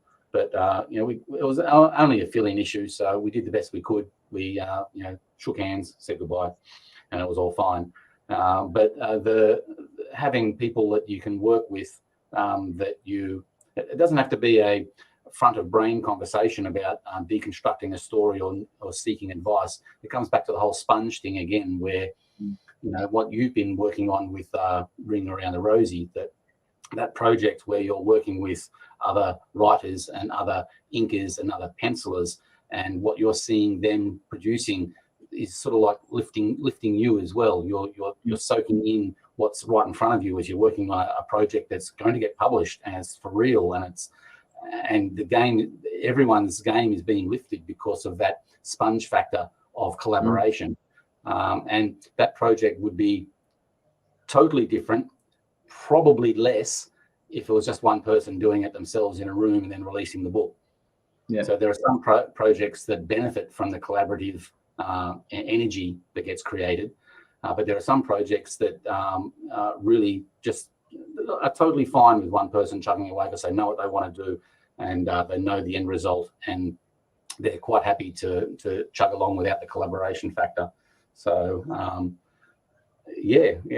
But the sponge element is quite good of absorbing information left, right, and centre. And I think most comic creatives, whether you're a writer or an artist, has that antenna out all the time of soaking in information and soaking in influences and information. Oh man, that's one thing I love most about, like the comic book community. Everyone that I've met is I haven't honestly met anyone that, while there are people. I mean, look, there's people out there. We're people. Some people like each other, some people don't. That's cool. But the one thing I will say is, no one has ever been unapproachable or not willing to share things that they've come across and what they've learned. You know what I mean? Along the lines, because man, it is weird where you can learn stuff. Hey, it's like, I can think of so many things that already along the traps that certain things I never would have thought I would have. And sometimes, Gary, it's like the most basic stuff, man. Like the sit there. You go, why did I never think about that? I mean, what? Like, oh, you idiot, I know, and that's the same road we're all walking on, though. It's the same road, it's the same toolbox, it's the same language we're trying to talk and master. It's just that we're all at different sort of levels, and sometimes you walk faster, and sometimes you jog, and sometimes you sprint, and sometimes you stumble and fall. But it's on the same road of learning that mastery of how to tell a story, and mastering your art style, mastering the way you write a story and construct things, and what a certain project calls for. It's all the same road, and we're just all at different stages of running along the marathon. Have you ever got one of those projects that, have you ever got something in your career that you've gone like, wowzers, this is gonna be the best of me, man. I might have bitten off more than I can chew here, through your enthusiasm. Do you ever recollect anything like that brought something sweet out? I don't know whether the feeling was exactly that, but when I worked on Proud Heart for Gestalt, which was the love of Achilles, and it was talking about the Trojan War, and the artwork that I was producing for that was, the subject matter was so different to what I was used to, that I thought that was something. I was pretty trippy, some of the pages I was releasing for that, the amount of detail and the armor and the horses and the Trojan environment for that story really did push me a lot. It's not something that I would have normally gravitated towards. So that was a challenge for me, and I think the artwork still stands up. I sort of look at the artwork occasionally. You go through your archives, and it still stands up for me as, oh yeah, that wasn't bad. That wasn't bad. Everything else I've done is kind of sort of been in my gatehouse, wheelhouse, whatever the saying is. And but Proud Heart was a bit of a stretch as far as the subject matter was concerned, and it was an interesting project. Gary Proudly was amazing to work with. He was the writer.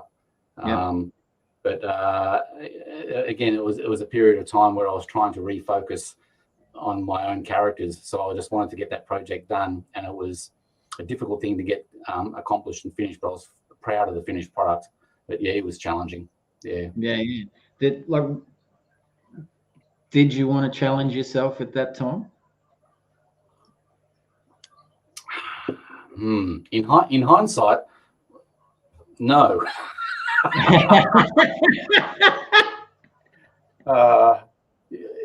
There's a part of me that's going, yeah, I'd like to do another issue of that at some stage, and then the other part of me going, Gary, you idiot, go and lie down until the feeling passes. yeah, it's that first issue was kind of it was meant to be a series, and the first issue was like a self-contained statement, and I just after that I was pretty much done. So I just needed to do something that was a bit more me, and the whole concept of doing 8 more issues or 10 more issues of the Trojan War, I think take me out the back and shoot me. It was just one and done, that one. But it was interesting.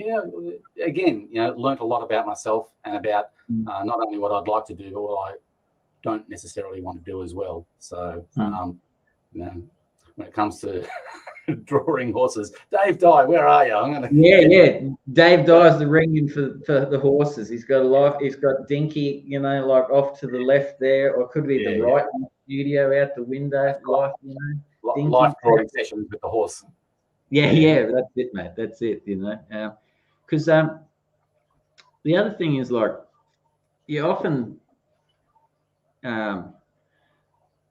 often say to me sometimes, like when I talk to you about different things, follow where your creativity takes you. Like if you've often, because I come up with lame brain ideas everywhere, but like particular ones I get keen on, and like you're always like, well, if that's where the fuel's burning, man, like that's what you got to look at.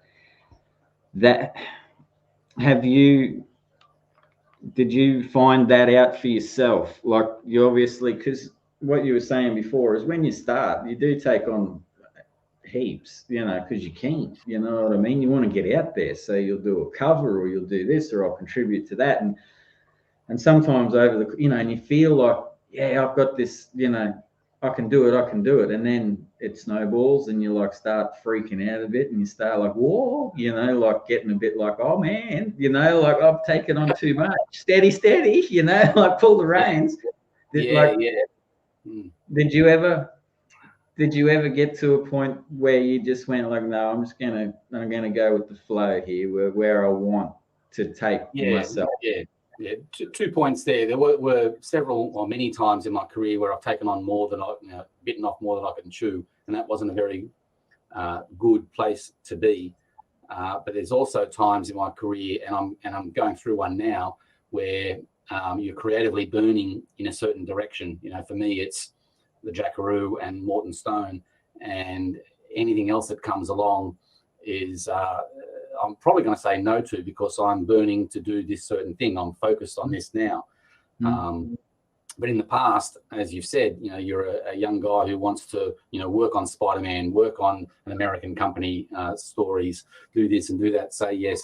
And sometimes it can be to your detriment, because I've always wanted to, from the early Cyclone days, just produce Jackaroo material. But then you get distracted by the shiny thing of, there's an overseas gig going, or there's another team up with another character, or there's another story that features characters that you're not really interested in, but a lovely team up with a creative that you wanted to work with. And all these yeses take you away from the main game. And as an artist, that probably was to my detriment. That I can only imagine how many pages of Jackaroo material I would have produced if I'd said no to a lot of that stuff. But the projects, like the Breckenridge Elkins and the John Law, they all allowed me to have a certain amount of profile, that when I do get back to doing my own thing, that'll all work out in the end. But at the time, all I could think of was, I want to do Jackaroo, but this is a good idea, I should say yes. I want to do Jackaroo, but this is another good idea, I should say yes. And it sort of tends to split your creativity in two, and you never get to do what you really want to do, although you're applying everything you can to the projects you say yes to. In hindsight, looking back now, sometimes depending on what mood you're in, you can see it as a good thing or a bad thing. But now I'm burningly focused on a certain thing, and if I was to get an email from someone tomorrow wanting me to do a fill-in issue of, like I've done an Astro City for Kurt Busiek, if he was to ask again, I'd say no. I would recommend other people to do it, because I'm focused on getting this stuff done now. And I've done my Astro City issue. I've done my Batman story. I've done my John Law. All these things have been ticked off my list, and that's because I'm a senior citizen. I can do that. But of course, if you're young and you're burning to do those things, of course, there are different kinds of creators as well. There are creators that have their graphic novel or their short story in them, and that's all they want to do. Or there's creators that are burning to get a professional gig as the next Spider-Man artist, or the next Ghost Rider artist, or the next person that gets picked up by Marvel or DC to do something for them. And that's just the process of creative decision making as you carve a career for yourself. There's no right or wrong in that. That's just different. Yeah, I can understand that. Yeah, totally. Because I guess you choose your lane, don't you? You know what I mean? Like what you're comfortable with, and you sort of do it, because like we've, spoken in the, because a lot of people that are, I guess, doing comics just see comics as comics, but when you start getting into comics, and when like you've got a career like you do, you realize there's so much more to comics that it'd blow your mind, the bits and pieces and the help that you've got to get together, and gathering the strengths of people to work on a project and stuff.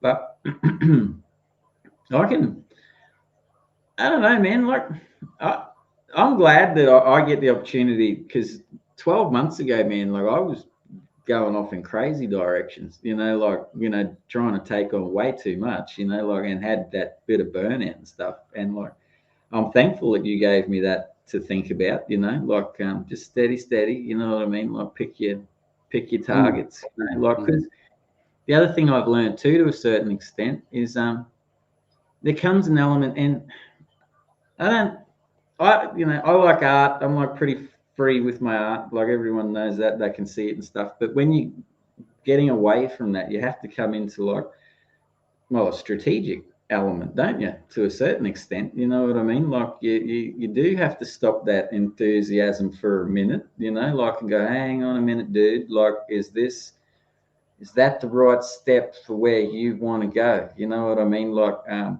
the step for taking could be to learn, or it could, as you said, to tick off that box that you wanted to do when you were young. You know what I mean? To say, yep, she's done in the back door. But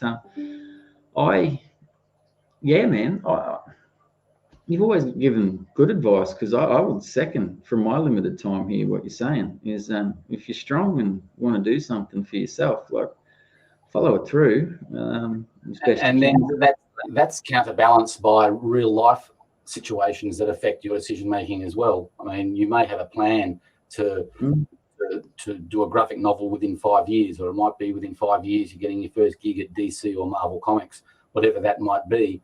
But then real life throws you so many curveballs that you're going to have to absorb that in amongst your creative decision or career building as well, whatever that may be. And no one ever said that carving a career in comics is easy. There's a lot of hard work. Almost like having a certain set of skills of how to write a story and how to produce a piece of art on the artboard, sort of gets you on the starting blocks of the swimming pool. But as soon as you start diving in, that's when the race really begins, and that's where you need to show your mettle by how you handle yourself in the 8 lanes of other people trying to get a career as well, vying for publishing deals, or the eyes of an editor overseas, or anything that takes for you to get a career together. It's or to stay the course of, I'm not saying yes to anything because I'm halfway through doing this 300 pages and I've got to finish this 300 pages. It's just like, again, a marathon swimming race. It's the same thing. So, and then, as I said, you get the vagaries of real life coming in, which we both experienced over the last couple of years, that have thrown plans out the door, and you have to start from scratch, basically rebuilding yourself and making decisions on what you want from comics and how they're going to fit into your life. Yeah, 100%. And asking the question, because as you know, mate, because you've got the hunger. You were talking about that earlier. You just, and anyone that does this sort of stuff, like, we must be crazy, because it's like, sometimes you wonder what the reward is, and sometimes being creative and being, I guess, by yourself, to, a lot of the time, like, you do collaborate with people and talk, but the majority of the time is by yourself, and you're making decisions, like where you're at that point. You can, things can change too, like I'm going to do this, and you can be halfway through that, something will just come out of nowhere, and then you veer off down a totally different line. And then you look back and you go, like, hang on a minute, I've still got half of this sitting back there, but you've already finished that, which you never thought you'd finished, and you veered off over here because that seemed like, like the way to go at the time. And then somehow years later, you come back to, like what you'd left behind. How many, you reckon there's more projects that you've like left behind on the ideas board than there is that have actually come to fruition? Yeah, I'd say yes. There's a mad scramble to try and get all these ideas on paper before. There's been a couple of times where I've had just a perler of an idea, and Hollywood's come along, or another publisher has come along and just stomped all over it, and I've gone, oh, well, that saved myself a lot of work. Don't have to do that anymore because someone's already thought of it and been faster to the gate than me. So that happens quite a lot. But just alluding to what you were saying then about, like going off on different pathways and then turning back and looking at what you were trying to finish before.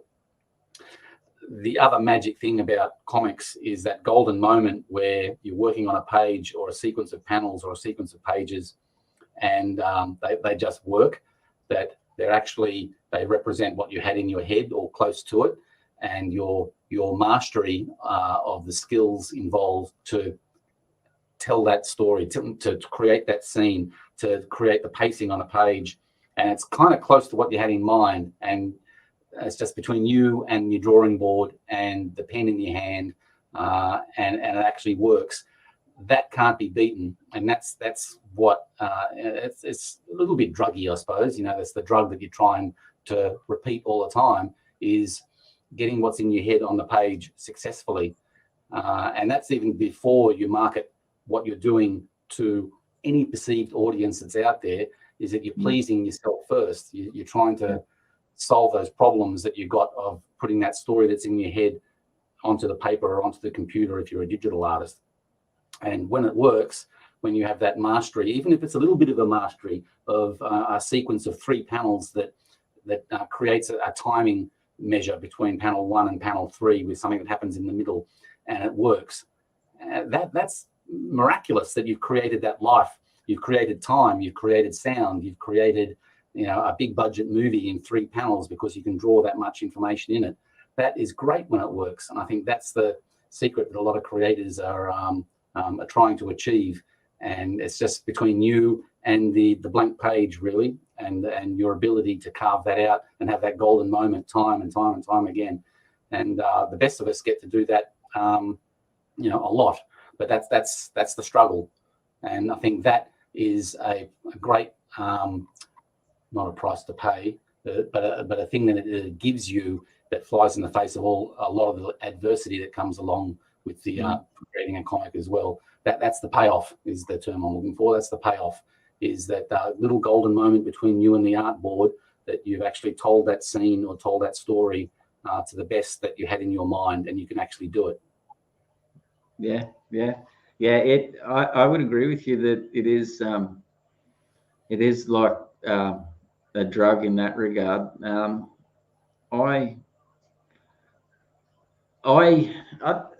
Yeah, it is, so much so that like for me, this is just me talking personally. I found that chasing that hit sort of stopped me. This is, look, these are, there's great sides to artwork and stuff, but like certain elements of romanticism aside, like you also can't forget about like life, because while you're chasing that hit, you can forget to like, people around you and friends and things like that too. That is a downside, I will say that. But that's where, as you were saying, Gary, it's like, it is about balance, mate, isn't it? And that comes down to not taking on too many projects so that they are manageable, not just from an artistic and creative perspective, but also from a personable perspective with the people that are around you and stuff too. Because, you know, like I often have a laugh, you know, like everyone I meet, you know, like, oh, what do you do with yourself? I do this and that. I don't tend to tell people, like, you know, like draw and stuff very often, you know. It's not until they sort of come over and, you know, like, or, you know, just sort of comes up in passing that, you know, like, this is sort of what you dabble in and all that, and they all think it's so cool, but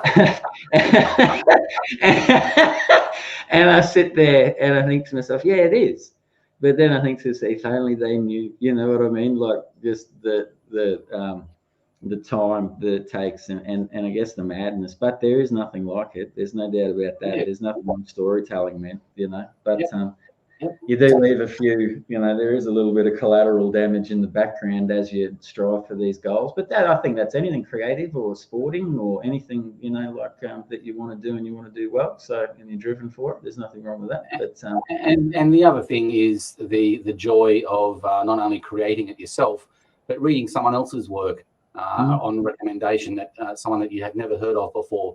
I just recently bought a digital book of a couple of sisters who did a graphic novel, something to do with summer is the title. Anyway, I just finished reading it and it's spectacular, absolutely beautiful, a joy to read all the way through, very inspirational. As far as the artwork and the story was very sedately told. It was about a couple of friends that get together every school holidays in America, and a little bit of not an adventure, as a quiet growth as a young teen novel. And so it was a story about them overhearing what was going on with the older teens that were on holidays as well. And it was a really a gentle, lovely, but beautifully illustrated work. And when you see someone else hitting that mark of excellence, and you can sit back and you don't know them, you're reading it like any other book you'd read on the shelf. But as someone who knows the secrets to the language of comics, you know that, oh man, these ladies, they know their stuff. They page after page after page, and it really it lifts you up. So that's the other side of the coin of the heartache of producing your own material to the joy of reading a really successfully produced project is amazing. Yeah. Oh, well, I think, man, you know, like, I think there's an element of beauty in everything that everyone does. I mean, you know, like everything, man, some people are better swimmers than others and that sort of stuff. But, you know, like, it's the effort too, because, yeah, there's a lot of effort, you know. It's like, you know, it's a lot of effort on the course of self-fear, overcoming that. You know, you sit here, you're thinking, you know, like, because I don't know about you, man, but are you one of those sort, I mean, obviously, you know, like your appreciation for Bruce Springsteen and the Who and all that, and you like to play them, you know, in the background while you're drawing. Do you like drop into the zone when you're doing your pages and suddenly, you know, like a few hours can just be gone in the blink of an eye? Or are you one of those people who, like, every line you're drawing, you're thinking about something, your brain's just going about, it could be anything, man, it may not even be the artwork, you know, like? I think I'm pretty focused on what's in front of me. Once I define what needs to be done, I quite enjoy the process. If you would ask me what I enjoy most in this different stages, I enjoy the whole process for different reasons. So, but when it gets down to grabbing a pencil and workshopping what is supposed to be a figure on a page, I try to enjoy that for what it is itself. Each stage has its pleasures. I don't think there's a stage of comic production that beyond deadlines that I detest or dislike or have a problem approaching. Even producing this second issue of Adventure Illustrated, as pressured as I felt to get the project finished and done, I was at the point of rationalizing that, look, it's so late now, I may as well do a good job and enjoy it as much as I can. So although it had the oppressive weight of being so late and all of that entails, I was still trying to maintain a certain amount of joy in finishing the book. And I don't think there's anything that's been necessarily rushed about it. So it's about as good as I can get. And so, but I was in the zone there trying to get each page and each panel and each figure as joyfully executed on the page as I could. Yep. Because well, it shows, man. Because the artwork looks slick, I reckon. That's just, but I've always thought, artwork was slick. There was, I would say also, just to go back to something that came up earlier, that I won't speak names out of school, but for myself anyway, I can definitely tell you that you were someone as a young fella influenced me.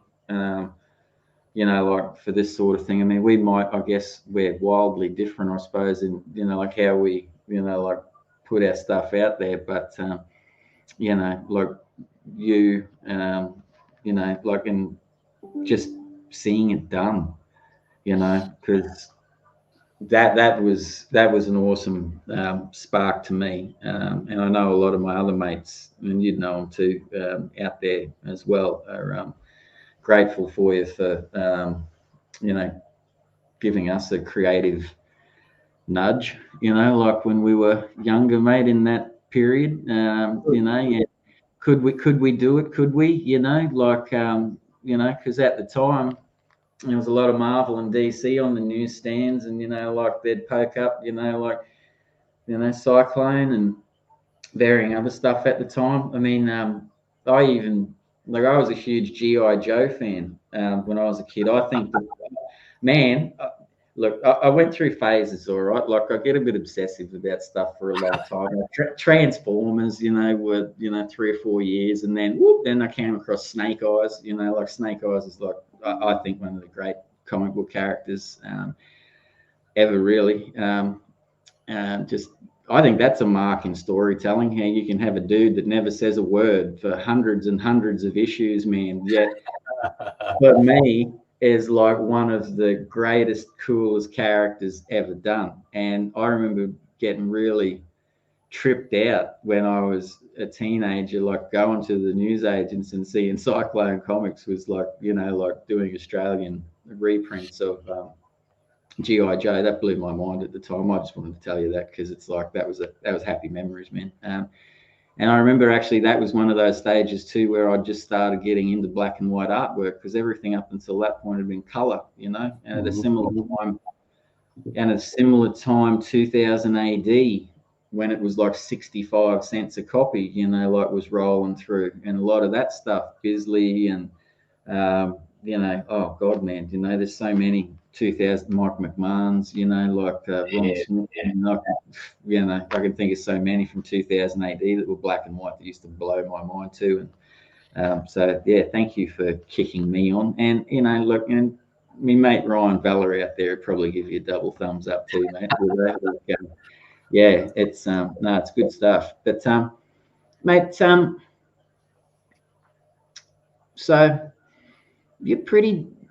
you sort of spun me out a little bit earlier too by how busy you are, because it's like, I'm real excited for you, man, because I think things like the Jackaroo are definitely a staple of Australian comic books, mate. I think you're right with what you said as well earlier, and this falls back to, I guess, to people like me who do these shows as well, and I hadn't thought about it in this perspective. I do focus on the creator, and because I like to tell their story or let them tell their story of how they got there and how they were motivated and how, like they got to where they are, and everyone has different levels of where they want to be. Some people want to own a house, some people want a dog, mate. You know what I mean? There's nothing wrong with whatever level you want to be, so not here to judge in that regard. But you're 100% correct about there isn't enough conversation about characters, and what their landmark, like impact was at certain times, you know what I mean? Like, and even now, and there are, like that '80s period of you guys, like the Cyclone guys, yourself and Dave and Glenn and Pad, and Jason Paulos when he was a young fella coming in later, and like different things like that. Those comic books and characters in particular should be looked at in the highest regard, because you were coming out of a dry patch there too in the '70s, really. Because there was only like Gerald Carr and a couple of dudes, like trying to push through at that stage. Like at this always, because I'm coming from like the digital age. I don't claim to understand the digital age, right? Like it's just, I'm as good as turning on, turning off. Like that's about as much as my extent of knowledge of the intricacies of all this stuff. But I often it would, and it's intimidating in that regard. But being young fellas like you guys were setting up, not much to go off, only each other. Like I guess to a certain extent. Yeah, you could, come on, man. The like-minded, the hive sort of comes together and creates these things. A whole different kettle of fish, man. Like printing, presses, like all, like whole different way of getting together. And then you've told a story in the past of like that flood, like that wiped out a whole heap of comic books and stuff. Yeah, it would have just been absolutely devastating. You wouldn't have been able to turn around and go, "Oh, just belt me out another 1,000." You know what I mean? And have it shipped to you in 2 days. Like that would have been nearly ships.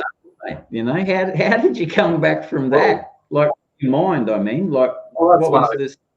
Well, one of the great false starts of Cyclone Comics that was, and each time that that blockage happened, it gave you the opportunity to either run at it again, and we did, changing things and absorbing what we'd learned each time we approached it. So it was the early Adventure Illustrated was a magazine-sized comic, and it got flooded out and got destroyed. So we tried it again, and we changed the title from Adventure Illustrated to Cyclone, but it was still an A4-sized magazine. And then that was a promotional issue as well. It didn't get distribution very wide. And then we decided to change the format from magazine size down to US comic size, because we got the feedback from all the retailers that, it's not going to fit on our shelves. We're building all of our comic shops to house American comics, so you need to fit into that. So the decision was made to change that. So every time that there was some sort of impediment in those early stages, there was and this goes with me developing characters as well, with the Jackaroo in particular, that every false start allowed an opportunity of growth or change as well. So, it was pretty crazy. Some of us were more developed and centered in their creations. Like Tad had always a pretty firm idea on how he wanted the Dark Nebula to be. But I obviously, with my changes in those early days, was still trying to find my way with the character, which, is evident on the page. And that's what's interesting about picking up those early issues, is you can see the different stages each of us was at in development as writers and artists as well. So it's fascinating to have that, marked as historical documents, or documents that can be, tracked down and followed, was our development as young creators. Yeah. I see the other day you've got a couple of your comics in the National Library, yeah? I think Yeah, because I saw that popped up somewhere, and I was sitting there and I thought, like, man, like that's a really awesome thing. Like I'd never even occurred to me that comic books go to the National Library. Most publications are required to, which isn't really common knowledge, but you should really send a couple of copies to the National Library to be archived as in the National Archives. I don't know what it's called, Trove or whatever, but there is a requirement or a recommendation that for every book, every comic that's published, that you just bung it in an envelope and send it to the National Library, and they'll accept it and catalogue it for you and put it on permanent record there, and the whole bit. That's above and beyond the library being willed collections and things like that, as people pop off and they have great archives of personal collections that they bequeath to certain archives or libraries. But I think, yeah, right up until Adventure Illustrated #1, I've been sending copies to the library, and I think a lot of other creators do that as well. But so if you haven't, all the stuff that you've done in the past, bung in an envelope and put it through and send it through to the library, they'll take it on board and catalogue it for you. So, but yeah, it's great knowing that archivist stuff is there, whether it's straight from the publishers or someone has bequeathed one of their collections to the libraries as well. So yeah. So yeah, well, I mean, send stuff to the libraries. Yeah, because that's something I didn't even know. So I mean, like, another beautiful thing out there for anyone listening. Do what Gary said. Send it to the library and, like, get it in the archives, like, because that's a pretty amazing thing, man. Like, I reckon that sort of stuff. There's so many little simple things you can do too that people don't know, hey, to get yourself, like, into those sorts of places and things like that too, man, because I had no idea about that until I read that the other day and sat there, I hung on that thought for a little while. I thought that, just to me, I like those sorts of things, man. Like the libraries and stuff. Like, I don't know. Look, I'd take $1 million for, like one of my characters. Like, no doubt. Like, you'd be a deal, but not to. But, like, if I couldn't manage to get there, and like I was sitting down, old man somewhere, like having a cigarette and a cup of coffee, I think I'd be proud to know that, like, a piece of work that I did at one point in time, or all of them, like, we're in the archive of the National Library. That's just me. That's yeah. Well, the other thing is, it makes it very easy for researchers and educators to get a sense of what has been published, if it's all been or a lot of it has been archived by a library who knows how to look after the collection. That would be most researchers' port of call. If they were coming in cold to Australian comics, chances are they would get in touch with the state libraries or with the National Library to say, right, if I was to put in a search term Australian comics, what am I going to get? And if I was a researcher coming in cold, that'd be one of my first things to get a sense of what the libraries have before you go through the maddening job of trying to find individual publishers and getting in touch directly to try and get archive copies or research copies for any project.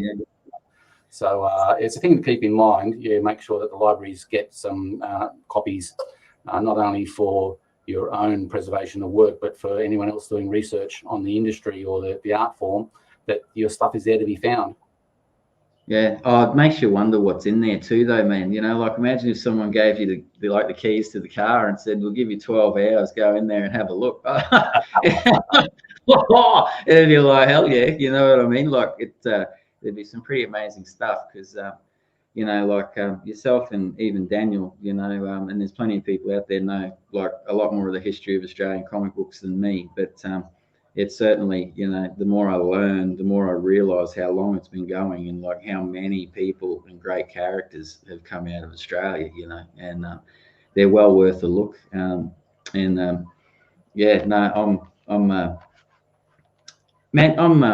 really happy for you that you got all this stuff coming out, because I know I know you've been trooping on behind the scenes and stuff, and that's the plan. Some projects may fall off along the side of the road, but that's the path that I'm heading down, and hopefully it'll all get done. And the old wonky right hand will stay true to itself for a little bit longer, and we can get the job done. Yeah. No, I got faith in you, mate. I got faith in you. Hey, now as we wind down our evening, I'm going to ask you in particular, because I do always like to ask this question, but I guess I've sort of forgotten it this season of Chinwag, because, see, just so people know, I don't take notes or bring notes in. I just do all this sort of stuff ad lib. So in my mind, I've got like a circle of things that I want to say, and like, much like the internet connection tonight, sometimes my connection doesn't work as well on some days either, and I forget things, so it's that's just how it is, but I'm okay with that, so I hope you are as well. We've got young Leigh sitting in Townsville, 14 years old, what would you say to that person? Someone comes to you at the, like the festival you're going to in Adelaide, Mr. Chaloner, what do I do? Where am I heading with this comic book? What would you say to them? It's always difficult. You need to have a conversation with them. I think if you were talking to a young creator, if I was talking to you when you were 14, I'd say, get your feet off the lounge. But if someone was to come up to me at a convention or a trade show or something like that, you have to try and define what they're trying to achieve in some way, shape, or form. And it's not necessarily a portfolio review where you dive in and tear them all to shreds. You need to at least get a sense of what they're trying to get out of the path that they're walking. Again, it's the whole analogy of the marathon, and you have to be able to get a sense of what they're trying to achieve so that you can advise them properly.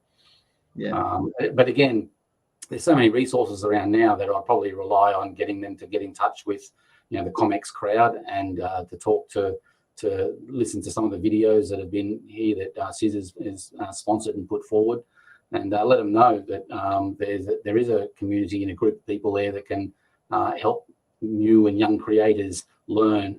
And it's whether they have the fire in the belly or not, really. And you can tell. You can tell when you're talking to someone with a like mind and with a burning, and you can certainly tell from our portfolio showing whether they have the ability to persist as an artist. But when you talk to them for 5 minutes, chances are you'll probably be able to define whether they will be able to take criticism, be able to dig deep to improve. That one chat, will you see them the following year at the same convention and have a product to show or some art pages that are a vast improvement as to what they've started? But you need to invest a couple of minutes to talk to the person first and get a bit of a sense of what they want to achieve out of it. As I said, there's a high turnaround of people in this industry. Comics is a hard taskmaster, but you find that the people who really want to do it will just jump over as many hurdles as put in front of them, and that can be quite dogged. And as long as they know that they're not doing it by themselves and that there is advice and help to be had there, they should be fine. I can definitely, I love what you said, because I can definitely tell you from having people like yourself that I can reach out to and talk about, talk to things with, and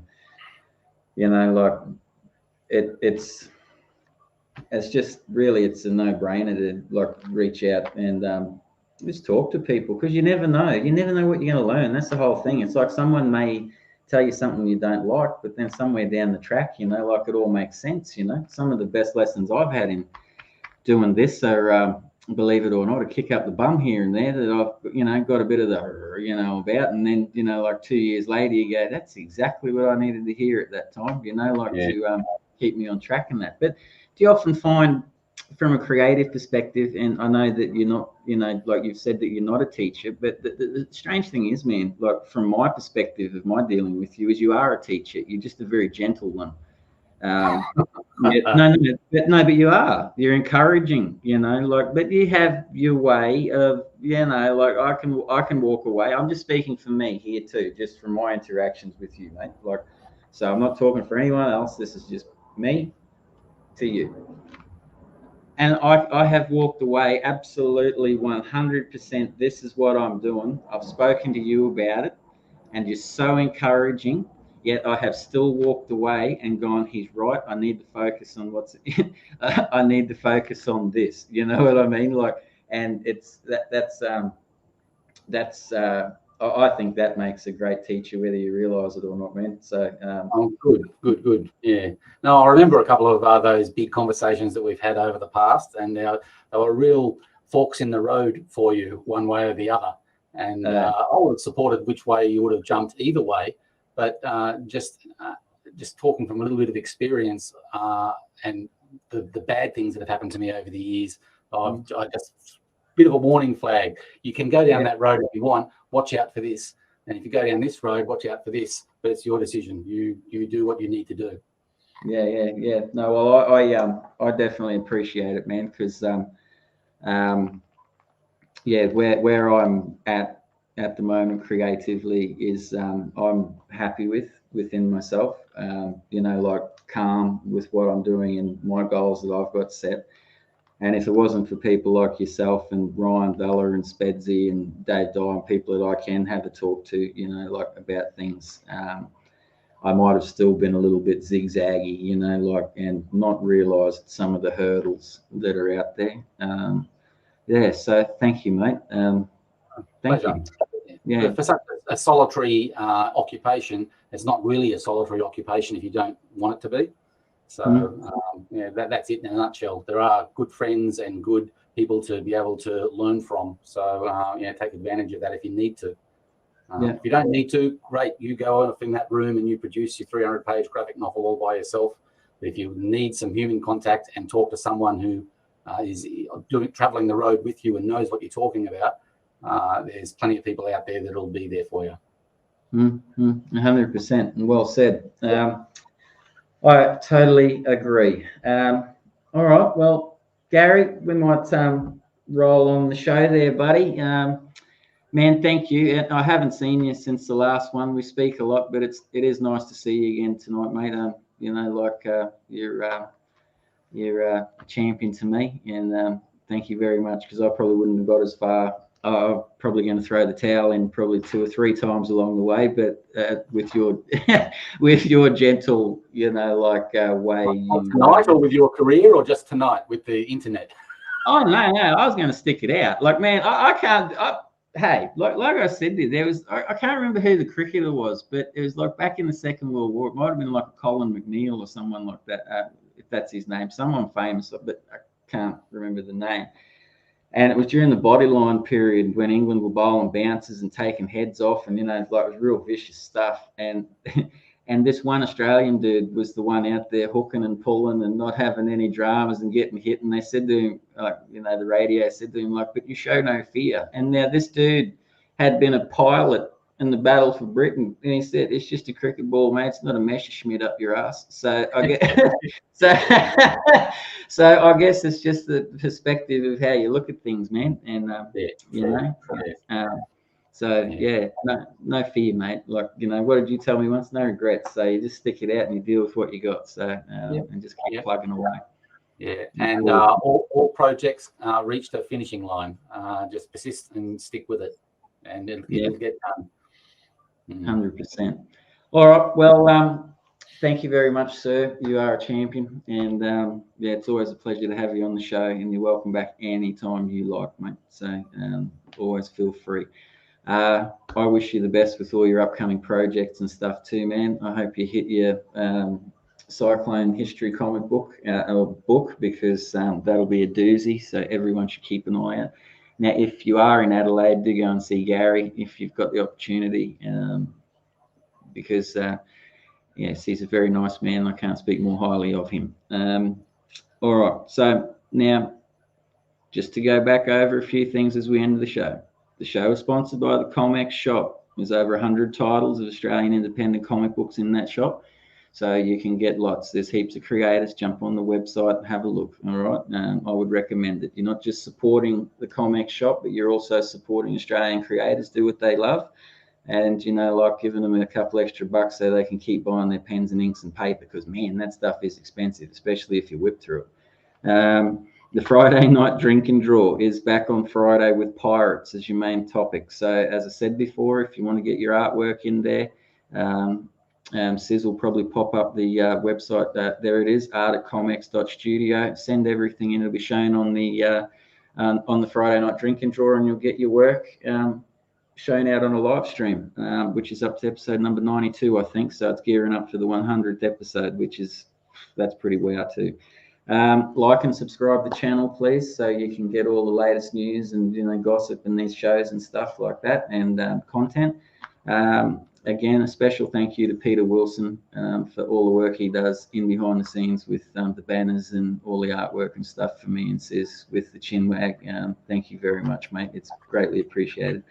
Next week's episode is from the Aussieverse, which is another Australian live stream. It's pop culture and stuff like that. Is the head honcho there, Mr. Omni Bo Roth. Now, he's a character, so I am definitely looking forward to that and his perspective on a few things.